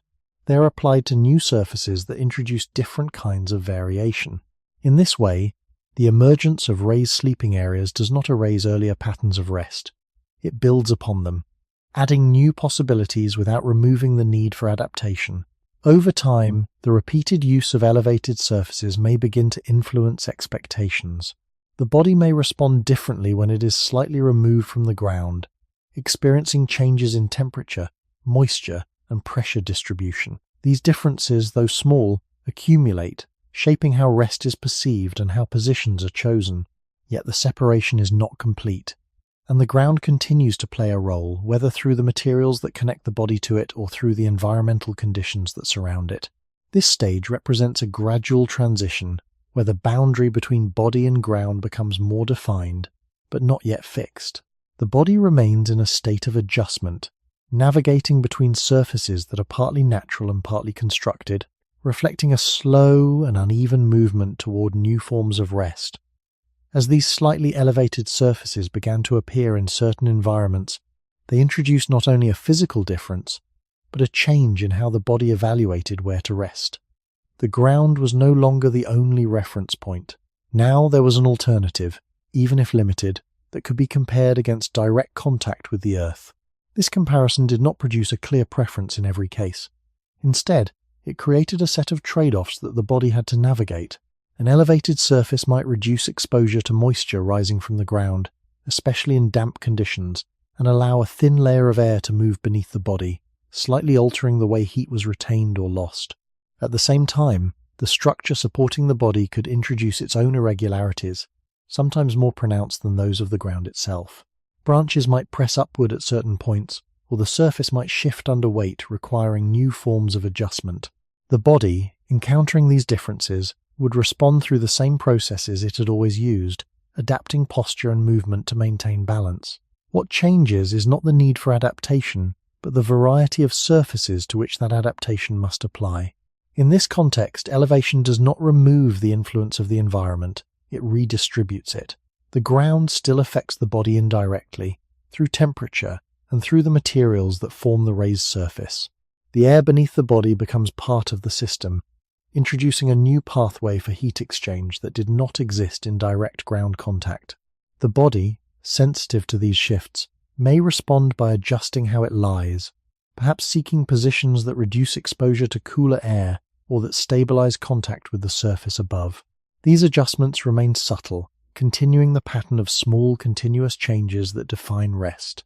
Over time, the body learns how to respond to these new conditions, just as it learned to respond to the irregularities of the ground.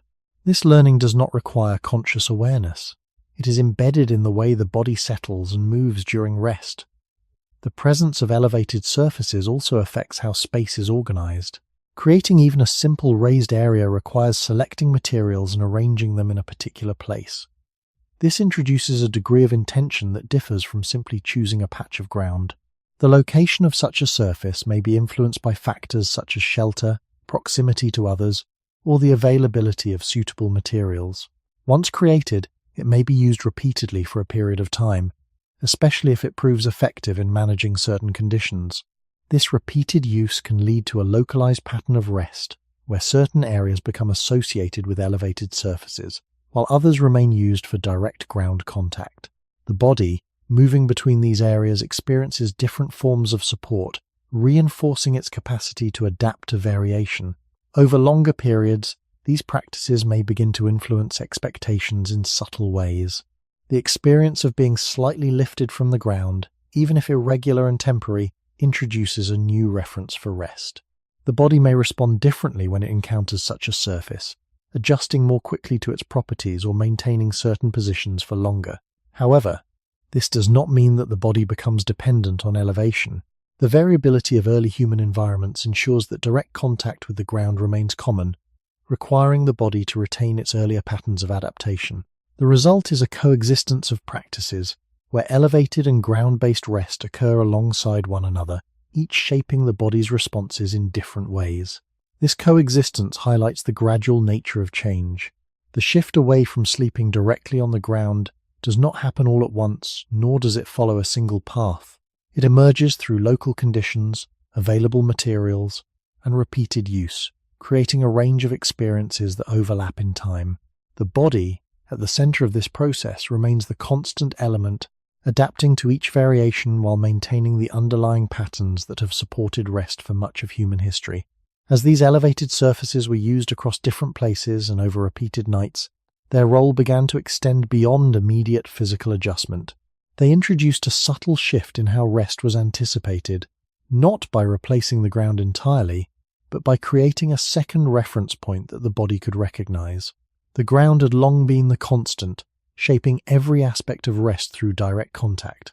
Now, even a slight separation created by a raised surface offered a different starting condition, one that changed how the body approached the act of lying down. The difference was not dramatic, but it was enough to be noticed through repeated experience. When the body encountered a surface that did not transfer moisture in the same way, or that allowed a small flow of air beneath it, the initial phase of settling could feel less constrained by the immediate properties of the ground. This did not eliminate the need for adjustment, but it altered its timing and distribution. The body might take longer to encounter certain pressure points, or might experience a different pattern of heat loss, leading to a slightly different sequence of movements through the night. Over time, these differences accumulate, forming a pattern that the body begins to anticipate without fully relying on it. This anticipation does not create dependence, because the conditions remain inconsistent. Elevated surfaces are not always available, and their quality varies depending on materials and construction. The body, therefore, must remain flexible, able to respond to both direct ground contact and partial elevation without losing its ability to rest. This dual capacity becomes a defining feature of this transitional stage. The body carries forward its earlier patterns of continuous adjustment, applying them to new surfaces that introduce different forms of variation. In this way, the presence of elevation does not replace the relationship with the ground. It adds a layer to it, expanding the range of conditions within which the body can function. The ground still influences temperature, moisture, and stability, even when it is not in direct contact with the body. The materials used for elevation remain connected to the environment, absorbing and releasing heat, shifting under weight, and responding to moisture in ways that reflect the conditions below. This connection ensures that the experience of rest remains tied to the broader environment, even as the immediate surface changes. Over longer periods, the repeated use of elevated surfaces may begin to shape how certain spaces are used. Areas that allow for the creation of such surfaces may become associated with particular patterns of rest, especially if they offer advantages under specific conditions. This association does not create permanent structures in the early stages, but it introduces a form of spatial memory where certain locations are recognized as more suitable for certain types of rest. The body, encountering these locations, may respond more quickly, settling into positions that reflect past experience. This process remains gradual and uneven, influenced by local conditions and the availability of materials. The ground, though no longer the only surface, continues to play a central role both directly and indirectly. What emerges from this stage is not a complete transition away from sleeping on the ground, but a widening of possibilities. The body learns to operate within a broader set of conditions, maintaining its adaptive patterns while incorporating new forms of support. The elevated surface, still simple and temporary, does not redefine rest, but it begins to reshape how rest is experienced and anticipated. This reshaping occurs slowly, without a clear boundary between old and new, reflecting the long and gradual nature of change in human history. As these different ways of resting began to exist side by side, a slower and less visible change started to take place within the body itself. The body did not transform suddenly, and it did not lose its earlier capacities all at once. Instead, the patterns that had been reinforced over long periods began to shift in response to new conditions that were used more frequently in certain environments.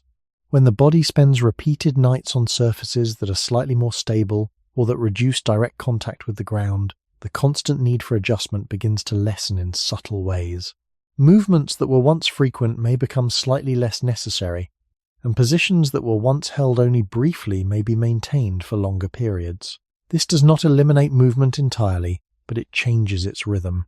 The body, encountering fewer irregularities, receives fewer signals that require immediate response. Over time, this can lead to a gradual reduction in the sensitivity to certain kinds of pressure or variation, not because the body loses the ability to detect them completely, but because it encounters them less often. This process is not uniform across all individuals or environments. In places where direct ground contact remains common, earlier patterns continue to be reinforced. In other areas, where materials or structures that modify the surface are used more consistently, different patterns begin to emerge. The body adapts to what it experiences most often, shaping its responses based on repeated conditions. This creates a divergence over time, where the relationship between body and ground is not the same in every context. Some bodies remain closely attuned to irregular surfaces, while others become more accustomed to surfaces that offer a degree of consistency. This divergence does not imply a complete loss of earlier abilities, but it introduces a shift in how those abilities are used. The body may still be capable of adjusting to the ground, but it may do so less efficiently if it has not been exposed to such conditions regularly. This shift can be understood through the way the body manages pressure and posture. When resting on a surface that distributes weight more evenly, the need for continuous micro-adjustments decreases. The body can remain in a position without encountering the same level of localized stress, allowing muscles to relax more fully for longer periods. Over time, this pattern may become familiar, influencing how the body expects to rest. When it returns to a more irregular surface, the signals that prompt movement may feel more pronounced, leading to a different experience of discomfort. The ground has not changed, but the body's expectations and patterns of response have shifted. This change is gradual and often subtle, unfolding across many generations rather than within a single lifetime. It reflects a form of adaptation that is shaped not only by biological structure, but by repeated interaction with the environment. The body remains capable of responding to a wide range of conditions, but its default patterns begin to align with what is most common in its experience. In this way, the introduction of modified or elevated surfaces contributes to a slow reorientation of how the body relates to the ground. It does not erase the past, but it alters the balance between different forms of adaptation. The ground, once the primary and consistent surface, becomes one of several possibilities, and the body adjusts accordingly. This adjustment does not lead to a complete separation from the ground, but it changes how the body experiences it. The familiarity that once came from constant exposure may begin to fade, replaced by patterns that reflect a different set of conditions. Understanding this process helps explain why the ability to sleep comfortably on the ground may not remain unchanged over time. It is not only the surface that matters, but the history of interaction between the body and that surface, a history that evolves as the conditions of rest themselves begin to shift. As these shifts continue across longer stretches of time, the change does not remain only in how the body responds during a single night. It begins to influence how the body prepares for rest even before contact with a surface is made. When exposure to more stable or slightly elevated surfaces becomes more frequent in certain contexts, the body gradually adjusts its expectations. It no longer approaches rest with the same readiness to accommodate constant irregularity. Instead, it begins to rely on the assumption that the surface will provide a degree of consistency.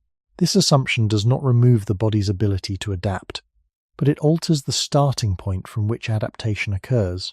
When the body then encounters the ground in its more uneven form, the initial response may involve a stronger sense of mismatch, not because the ground has become more demanding, but because the body is less accustomed to responding to its variation. This mismatch can be understood through the way the body distributes weight and maintains posture. On a surface that offers more uniform support, the body may settle into positions that concentrate pressure in predictable areas, relying on the surface to absorb and distribute that pressure. Over time, this pattern can become familiar, shaping how the body organizes its rest. When that same body returns to the ground, where support is less uniform, those familiar patterns may not align with the conditions encountered. Pressure may build more quickly in certain areas, prompting adjustments that feel more frequent or more noticeable. The body still responds, but the process may feel less fluid, as the patterns it has come to rely on are less effective in this context. This does not indicate a loss of function, but a shift in how that function is expressed. The body remains capable of adjusting, but it may require more active response to achieve the same balance. The role of sensory feedback also changes in this process. When the body is regularly exposed to surfaces that reduce variation, the signals it receives from pressure and texture become more consistent. The nervous system adapts to this consistency, integrating signals that change less frequently. When variation is reintroduced through direct ground contact, the increase in sensory input may lead to a heightened awareness of differences that were once familiar. Small changes in texture or firmness may stand out more, prompting adjustments that feel more immediate. This shift in perception reflects a change in the relationship between the body and its environment, where the range of expected conditions has narrowed and deviations from that range are more noticeable. Over time, this process contributes to a gradual redefinition of what the body experiences as a stable resting condition. Stability becomes associated with surfaces that minimize variation, rather than with the body's ability to manage that variation. The ground, with its inherent irregularities, begins to fall outside this new expectation, not because it is inherently unsuitable, but because it differs from the conditions that have become more common.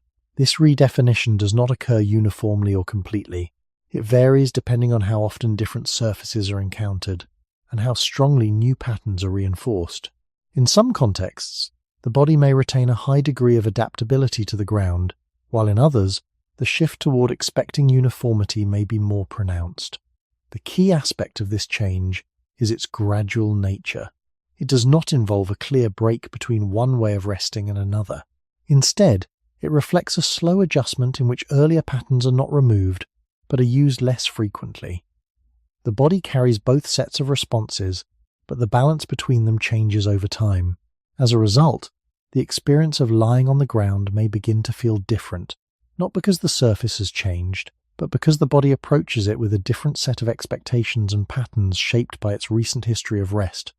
Over even longer spans of time, these changing expectations do not remain only as moment-to-moment responses. They begin to influence how patterns of rest are carried across generations, not through direct intention, but through the repetition of environments and behaviors that shape what becomes familiar.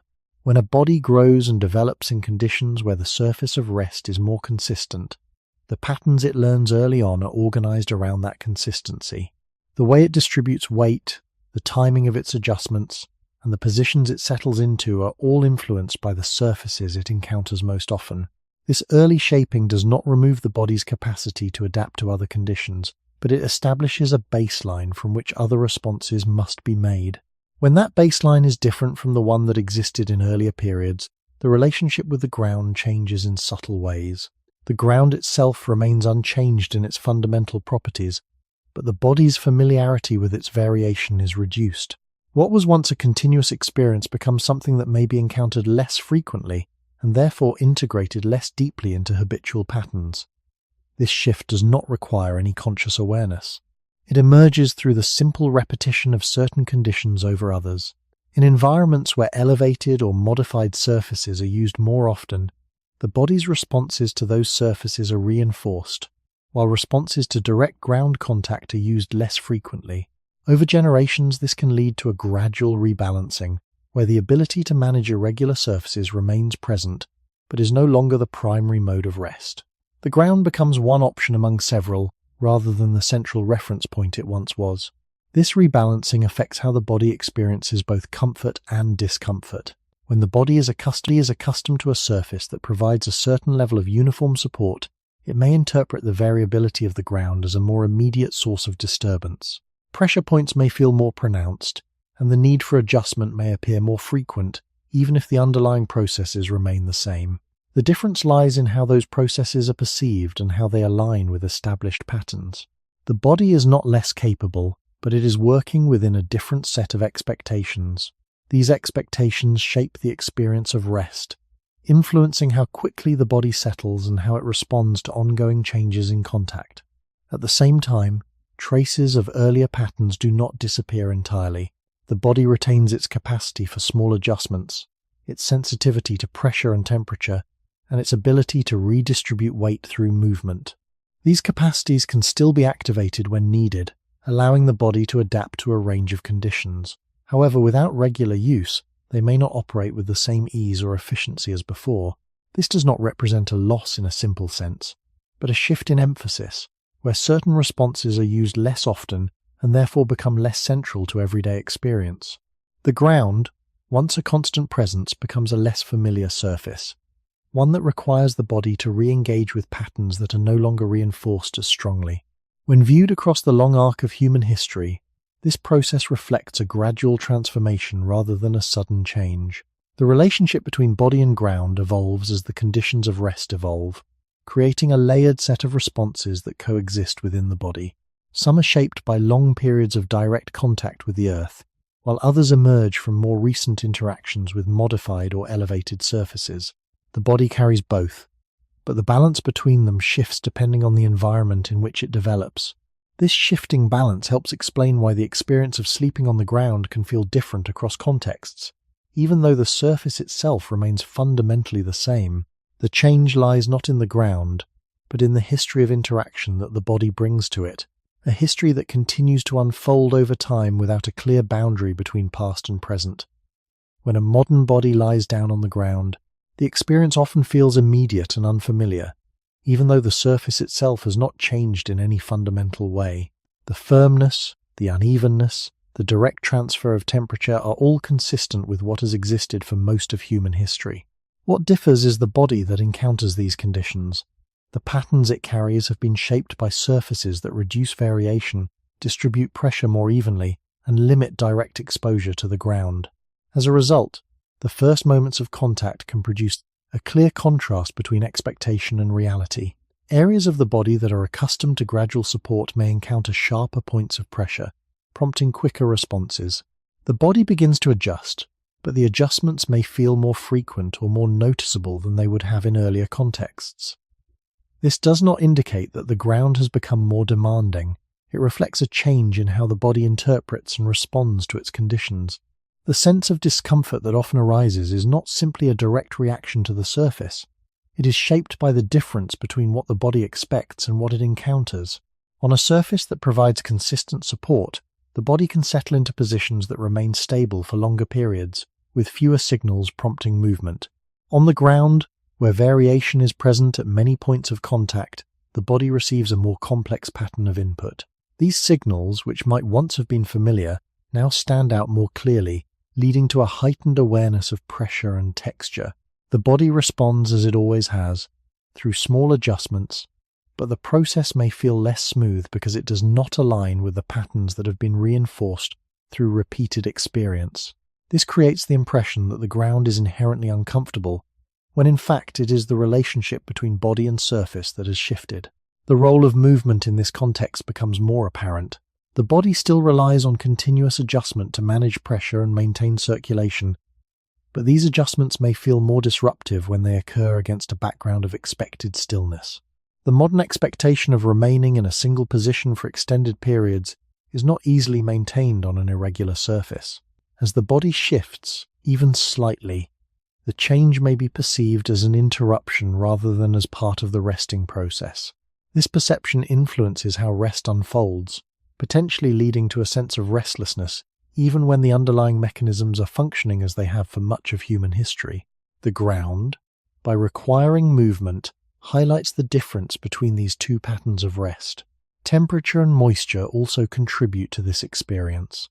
Without layers that insulate or regulate the immediate environment, the body is more directly exposed to the cooling effect of the ground and the surrounding air. This exposure can lead to a more rapid awareness of changes in temperature, especially in areas of direct contact. The body responds by adjusting posture or seeking positions that reduce heat loss, but these responses may be more noticeable when they occur against expectations of thermal stability. The result is a form of rest that feels less controlled, even though it follows the same principles of adaptation and balance. When considered together, these factors illustrate how modern discomfort on the ground is not simply a property of the surface. It emerges from a mismatch between the body's current patterns and the conditions it encounters. The ground has remained largely the same, but the body has shifted in how it prepares for and responds to rest. This mismatch does not imply that the body has lost its ability to adapt.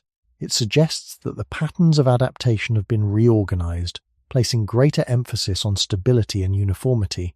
When those conditions are absent, the body must rely more heavily on patterns that are no longer as central to its everyday experience. Understanding this helps reframe the experience of lying on the ground, not as a failure of the body, but as a reflection of how its relationship with its environment has gradually changed over time. This sense of mismatch becomes clearer as the body attempts to remain at rest over longer periods. At first, the difference between expectation and reality may appear as a series of small adjustments, each one responding to a localized point of pressure or a slight shift in temperature. Over time, however, these adjustments begin to accumulate, not in a way that disrupts the body's ability to rest, but in a way that changes how that rest is experienced. The body continues to follow its underlying patterns, redistributing weight, maintaining circulation, and responding to sensory input from the surface. What changes is the way these processes are interpreted.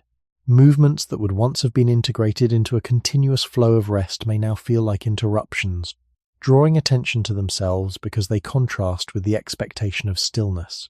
This shift in perception does not alter the mechanics of the body, but it influences how easily the body can settle into a sustained period of rest.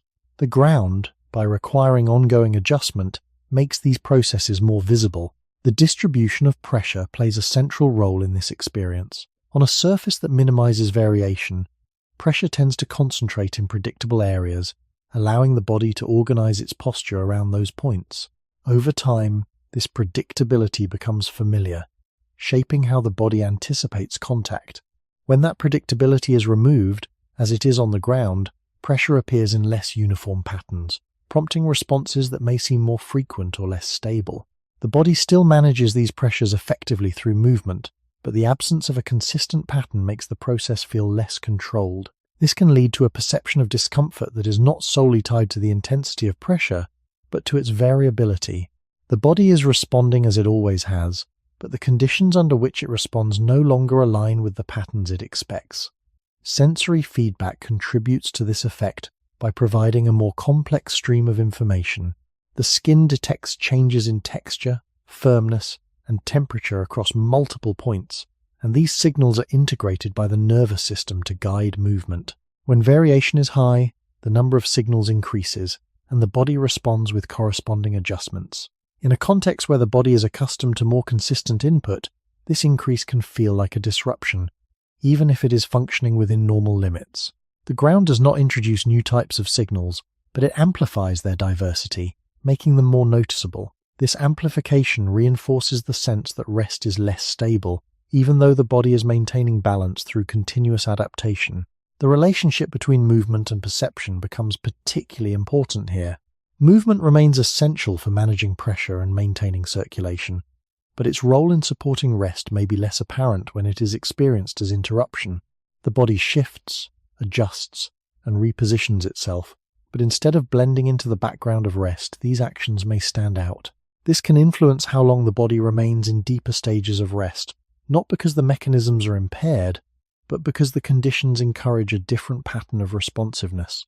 The ground, by requiring this responsiveness, reveals how much modern patterns of rest rely on minimizing variation rather than adapting to it. Over longer periods, this interaction highlights a broader change in how rest is organized. Stability has become associated with reducing the need for movement, while adaptability has become less central to the experience of rest. When the body encounters a surface that demands adaptation, it must shift its approach, relying more heavily on patterns that are no longer reinforced as strongly. This shift does not represent a failure of the body, but a change in emphasis.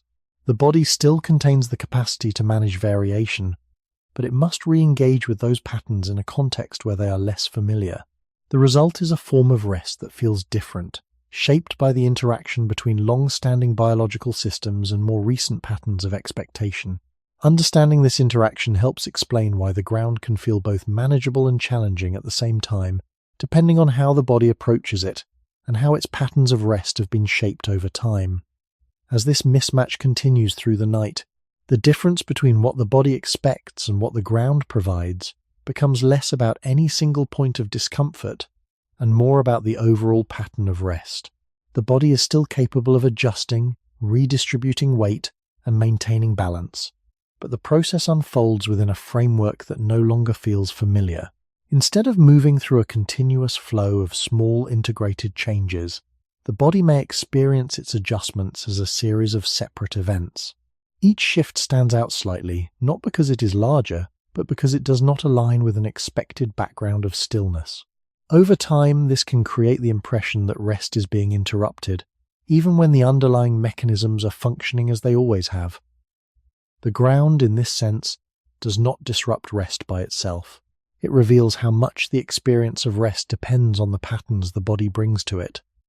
This difference becomes more noticeable when the body attempts to remain in one position for longer than the surface allows. On a more uniform surface, holding a position can feel stable, as pressure builds slowly and predictably. On the ground, where variation is present at many points, the body receives signals that prompt movement sooner. These signals are part of a normal process, but when they occur more frequently than expected, they can alter the perception of time during rest. The body may feel as though it is shifting more often, even if each movement is small.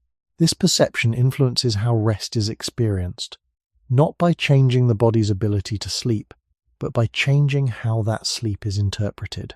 The ground, by requiring a different rhythm of adjustment, brings attention to processes that might otherwise remain unnoticed. Temperature continues to play a role in shaping this perception. As the body loses heat to the ground and the surrounding air, it responds through subtle changes in posture, drawing limbs closer or adjusting contact points. These responses are part of the same adaptive system that manages pressure, but they add another layer of variation. When combined with the need to adjust for uneven support, the result is a pattern of rest that involves multiple overlapping processes. Each process contributes to maintaining balance, but together they create a more complex experience than what the body may be accustomed to. The ground does not create these processes. It brings them into clearer interaction, making their combined effect more noticeable. Over time, this experience can lead to a re-evaluation of what feels like rest. Instead of being defined by stillness and consistency, rest on the ground reflects a state of ongoing adjustment that remains stable despite continuous change. The body does not stop moving, but it also does not lose its capacity to remain at rest. The difference lies in how this state is perceived. When the body expects stability, variation feels disruptive. When it expects variation, the same processes can feel integrated and continuous. This suggests that the experience of discomfort is not fixed, but shaped by the relationship between expectation and condition. The ground, by maintaining its inherent variability, becomes a reference point against which these expectations are measured.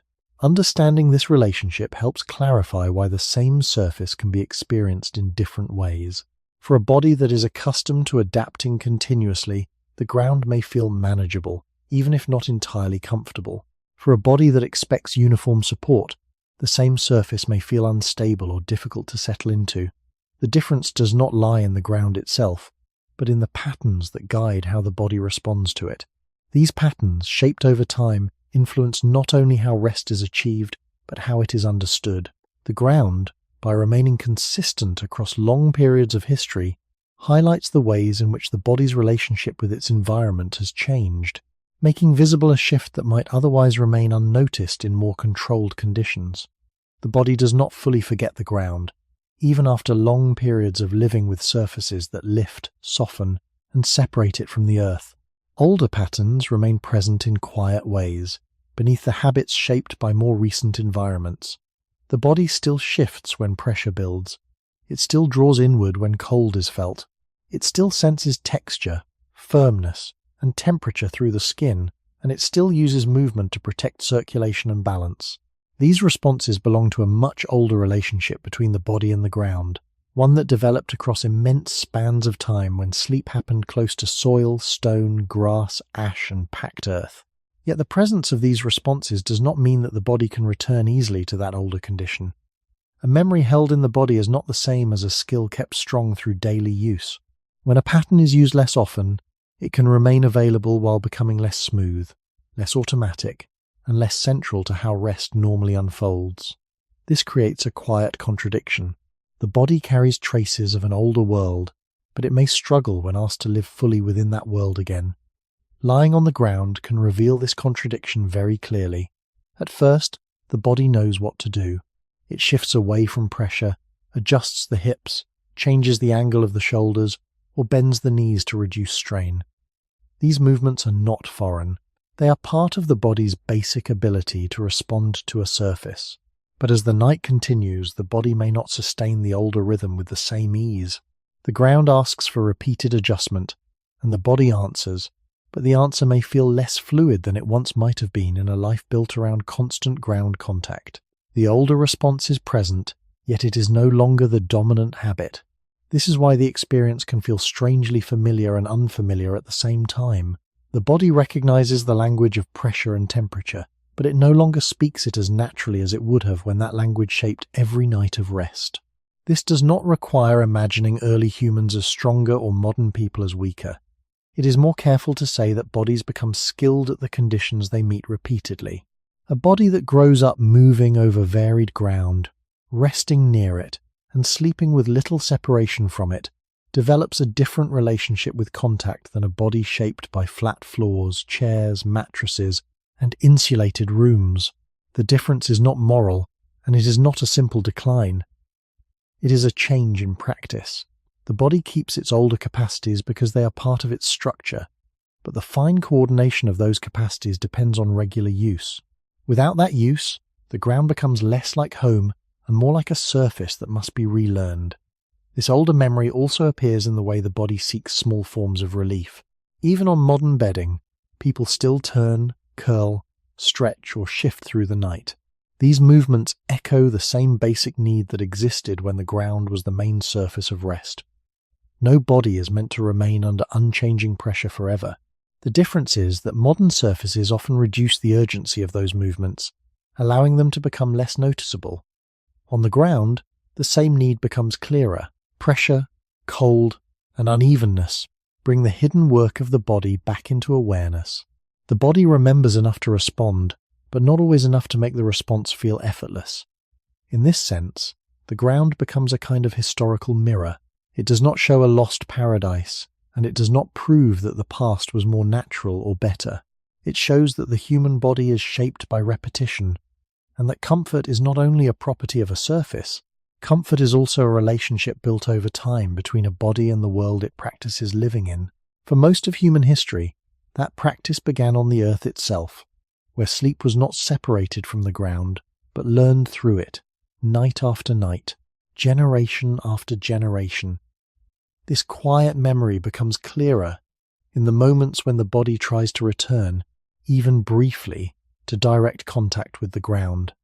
The first adjustments often come easily, almost as if the body recognizes what is required without needing to be told. It shifts away from sharper points of pressure, it redistributes weight, and it changes posture in small ways that reduce strain. These responses suggest that the underlying patterns have not disappeared.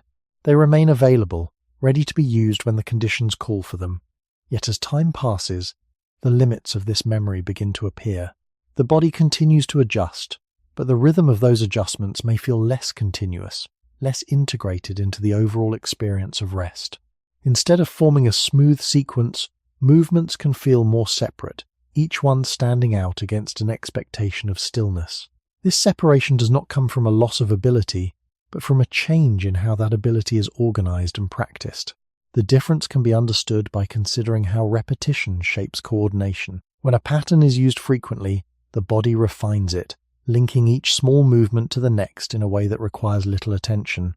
The transitions between positions become fluid, and the body maintains balance without noticeable effort. When the same pattern is used less often, the individual components remain, but their connection may weaken. The body can still perform each adjustment, but the flow between them is less automatic. On the ground, where continuous adjustment is required, this difference becomes more apparent. The body responds correctly, but the responses may feel more deliberate, even if they are not consciously controlled. This creates an experience in which the body is working as it should, but without the same sense of ease that would come from regular practice. Sensory feedback plays an important role in this process. The skin continues to detect pressure, temperature, and texture, providing the information needed for adjustment. However, when the body is accustomed to more uniform conditions, the variation present in the ground can feel more prominent. Signals that would once have been part of a familiar background become more noticeable, drawing attention to each point of contact. The body reacts by shifting, but the increased awareness of these signals can make the process feel more active than it would have in a context where such variation is expected. The ground does not introduce new sensations. It reintroduces a range of sensations that are less common in modern patterns of rest, making them more visible to perception. This visibility affects how rest is experienced over time. The body may still enter deeper stages of rest, but the path to those stages can feel less direct, as adjustments continue to occur in response to the surface. The ground, by requiring these adjustments, highlights the difference between a pattern of rest built around continuous adaptation and one built around relative stability. The body contains both patterns, but the balance between them has shifted. When placed on the ground, it must rely more heavily on the older pattern, even if that pattern is no longer the primary one in everyday life. This reliance can feel unfamiliar, not because the body lacks the ability, but because the context in which that ability is used has changed. Over longer periods, repeated exposure to the ground could gradually restore some of this fluency. The body, through practice, can refine its responses, making adjustments more fluid and less noticeable. This does not require a return to earlier conditions in a complete sense, but it shows that the relationship between body and surface remains adaptable. The memory held in the body is not fixed. It can be reinforced or diminished depending on how often it is used. In this way, the experience of the ground reflects a dynamic relationship rather than a permanent state. The body is shaped by what it does repeatedly, and its sense of ease or difficulty emerges from that history of interaction rather than from the surface alone. As this partial memory remains within the body, it also reveals something quieter about how adaptation is maintained or allowed to fade. The body does not store its past as a fixed record that can be fully restored at any moment. It carries tendencies, sensitivities, and patterns that can be strengthened through use or allowed to become less central through absence. When direct contact with the ground becomes less frequent, the body does not erase its earlier responses, but it reorganizes them. The adjustments that once formed the core of nightly rest shift toward the background, still present but less readily expressed. This reorganization changes how the body approaches unfamiliar conditions. It does not begin from nothing, but it also does not begin from the same level of readiness that once existed when those conditions were part of daily life. The result is a state in which the body can return to older patterns, but must do so through renewed engagement rather than immediate fluency. This renewed engagement unfolds gradually. When the body is exposed to the ground again over multiple nights, small changes begin to accumulate. Movements that initially feel separate may start to connect more smoothly. Adjustments may become less noticeable as the body learns to anticipate the surface rather than react to it. Pressure, which once seemed concentrated, may feel more distributed as the body refines how it positions itself. These changes do not transform the ground into a different surface. They transform how the body relates to it. The process is slow, shaped by repetition, and influenced by the same factors that shaped earlier adaptations: pressure, temperature, moisture, and the need to maintain circulation. What re-emerges is not a return to an earlier state in its original form, but a new version of the relationship, one that integrates both past patterns and present conditions. This integration highlights the flexibility of the human body. It is not limited to a single way of resting, even if certain patterns become more dominant over time. The ability to adjust remains, and it can be reactivated when conditions require it. However, this reactivation depends on exposure. Without repeated contact, the older patterns remain less prominent, and the body continues to rely on the conditions it encounters most often. This dynamic suggests that the relationship between body and ground is not defined by a permanent shift, but by an ongoing balance between different forms of adaptation. The ground, though less central in some contexts, remains a reference point that can reveal how these forms interact. When the body encounters it, the difference between practiced and unpracticed patterns becomes visible, not as a clear division, but as a gradual change in ease and responsiveness. In this way, the ground serves as a reminder of how much of human rest is shaped by repetition rather than by fixed design. It shows that comfort is not only created by altering the surface, but also by maintaining a relationship with that surface over time. When that relationship changes, the experience of rest changes with it, even if the underlying capacities of the body remain intact. The body does not lose its connection to the ground completely.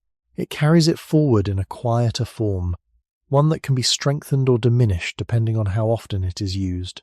This understanding leads toward a broader view of human rest, where the question is not only what surface is used, but how the body has learned to meet that surface through its history of contact. By the time rest begins to move from the ground toward more prepared surfaces, the story is no longer only about sleep. It becomes a story about distance. For most of human history, the body rested inside the same world it walked through. The soil that carried movement also received stillness. The temperature of the earth, the roughness of the surface, the presence of others, and the slow changes of the night all remained part of the experience. There was no sharp boundary between life and rest, no separate object that promised to remove the body from its surroundings. The ground was not perfect, but it was familiar, and the body knew how to negotiate with it. When raised surfaces and thicker layers gradually became more common in some places, they did not simply make sleep easier, they changed the relationship between the body and the world beneath it. A bed, even in its simplest form, introduces a new idea. The body can be lifted away from the earth while it sleeps. That idea may seem ordinary now, but across the long scale of human history it marks a deep shift. It changes pressure, temperature, movement, and expectation. It reduces some forms of exposure, but it also weakens the daily practice of adapting to the ground. This is why the transition from earth to bed should not be understood as a sudden victory of comfort over hardship. It is more careful to see it as a gradual trade.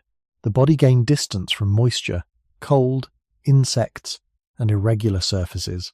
It gained more predictable support and more stable conditions for rest.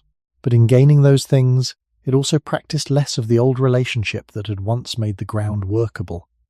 The body did not become separate from nature in a single moment. It was separated layer by layer, habit by habit, night by night. Each added surface made the ground slightly less immediate. Each repeated night away from the earth made direct contact a little less familiar. This does not mean the old way was better. Sleeping on the ground could be difficult, cold, damp, and uncertain. It could expose the body to discomforts that modern people are no longer used to managing, but it also reminds us that human comfort has always been built within limits, not outside them. Early rest was not based on eliminating every disturbance. It was based on responding to disturbance well enough to continue. The body shifted, curled, shared warmth, sensed moisture, and adjusted to pressure. Sleep was not a sealed state. It was a living negotiation with the environment. The rise of beds and more controlled sleeping spaces slowly changed that negotiation. Rest became less about responding to the surface, and more about preparing a surface that would respond to us. This change opened new forms of comfort, but it also changed what the body expected comfort to mean. Instead of flexibility, it began to value consistency. Instead of constant small adjustment, it began to value stillness.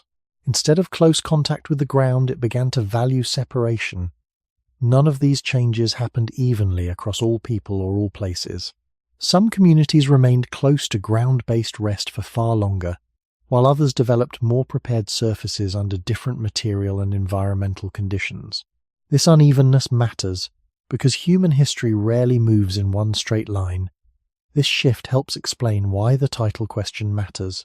To ask why most of human history slept on the ground is not only to ask why beds were absent, it is to ask how the human body lived before separation became normal. It is to ask how rest was possible when the earth itself was the main surface, and how much of that older relationship still remains quietly inside us. The ground was not a mistake in human history. It was the first sleeping surface, the first support, the first place where tired bodies learned to become still without leaving the world that held them. As this distance gradually became part of daily life, it began to shape not only how the body rested, but how rest itself was understood. The surface beneath the body was no longer simply accepted as it was found. It became something that could be prepared, controlled, and repeated. This shift did not remove the need for adaptation entirely, but it reduced the range of conditions the body needed to respond to each night. Over time, this reduction created a different kind of stability, one that came from limiting variation rather than adapting to it. The body, encountering more consistent surfaces, began to organize its patterns of rest around that consistency. Positions could be held longer, pressure could be distributed in more predictable ways, and the need for continuous adjustment could become less central to the experience of sleep. This does not mean that movement disappeared, but it changed its role. Movement became something that occurred within a narrower set of conditions, rather than as a constant response to an unpredictable surface. The ground, once the central reference, became less present in shaping these patterns, even though it remained the foundation beneath all constructed surfaces. This change also influenced how environments were arranged. Resting spaces became more defined, separated from other areas of activity. Instead of sharing the same surface for movement, work, and sleep, different surfaces began to serve different purposes. This separation created a clearer boundary between states of activity and rest, one that did not exist in the same way when the ground was the common surface for all aspects of life. The body, responding to this arrangement, began to associate rest with specific conditions, including a certain level of stability, a reduction in environmental variation, and a surface designed to support rather than challenge its posture. These associations, reinforced over time, became part of how rest was anticipated and experienced. The ground, with its variability and direct contact, gradually moved outside this set of expectations. When encountered, it could feel different not only because of its physical properties, but because it no longer matched the conditions the body had come to expect for rest. At the same time, the earlier relationship did not disappear entirely. The body retained its capacity to adjust, to respond to pressure, temperature, and texture, and to maintain balance through movement. These capacities remained part of its structure, even as their role became less central in everyday life. This creates a layered situation in which the body carries both older and newer patterns, using them in different contexts. The presence of more controlled surfaces does not eliminate the influence of the ground. It changes how that influence is mediated, placing it at a greater distance while still relying on the body's ability to respond when needed. Over longer periods, this layered relationship shapes how humans understand comfort. Comfort becomes linked to the reduction of variability, to surfaces that minimize the need for adjustment and provide consistent support. This understanding reflects the conditions in which the body most often rests, rather than an inherent property of any surface. The ground, in contrast, represents a different model, where comfort is achieved through adaptation rather than through control. Neither model is absolute. Both depend on the interaction between body and environment, and both reflect different phases in the long history of human rest. When considered together, they show that the way humans sleep is not fixed, but evolves as the conditions of life change. The body remains central to this process, carrying forward its capacity to adapt while also reorganizing its patterns in response to new environments. The ground, though less central than before, remains a reference point that reveals how these changes have unfolded and how the relationship between body and surface continues to shift over time. At the end of this long transition, what remains is not a simple answer, but a quiet tension between two ways of understanding rest. One way comes from a history in which the body stayed close to the ground, adapting continuously to a surface that was never fully predictable. The other comes from a more recent pattern in which the surface is prepared. Neither of these ways is complete on its own. Each reflects a different balance between the body and its environment, shaped by the conditions in which people have lived. When we ask why most of human history slept on the ground, the answer is not only that beds did not exist or were not widely used, it is also that the human body developed within a world where the ground was the constant reference, and where rest was learned as a process of adjustment rather than separation. Over time, as conditions changed, that process was not erased, but it was reorganized. The body did not lose its connection to the ground entirely, but it no longer depended on it in the same way. This leaves us in a position where both patterns still exist, layered within the same body. We can rest on surfaces that are highly controlled, where movement is minimized and conditions are stable. We can also encounter the ground again, where the body must return to patterns of adjustment that are older and less frequently used. The difference between these experiences is not only physical, it reflects the history carried within the body, a history shaped by repetition across generations. The ground becomes a point of reference for that history, not because it is better or worse, but because it reveals how the relationship between body and environment has changed. When the body lies on the ground, it meets a surface that has always been part of human life. The difficulty that may be felt in that moment is not a sign that the ground has become unsuitable. It is a sign that the body's expectations have shifted, shaped by conditions that emphasize stability over adaptation. This shift is not final. The body remains capable of adjusting, and with repeated exposure, it can refine those adjustments again. But the process requires time, because the patterns involved are not only mechanical, they are learned through experience, reinforced by repetition, and shaped by the environments in which rest takes place. This leads to a broader understanding of comfort. Comfort is not a fixed quality that belongs to a surface. It emerges from the relationship between the body and the conditions it encounters. When that relationship is stable and familiar, comfort feels natural. When it changes, comfort must be relearned. The long history of sleeping on the ground shows that the human body is capable of finding rest within variation, using movement, sensitivity, and adaptation to maintain balance. The more recent history of sleeping on prepared surfaces shows that comfort can also be created by shaping the environment to meet the body's needs. These two paths do not cancel each other. They coexist, reflecting different ways of organizing the same fundamental process of rest. In the end, the question remains open. If the ground was once enough, and the body learned to rest within its limits, then what does it mean that rest is now so often separated from it? And what, if anything, is lost or gained in that quiet distance?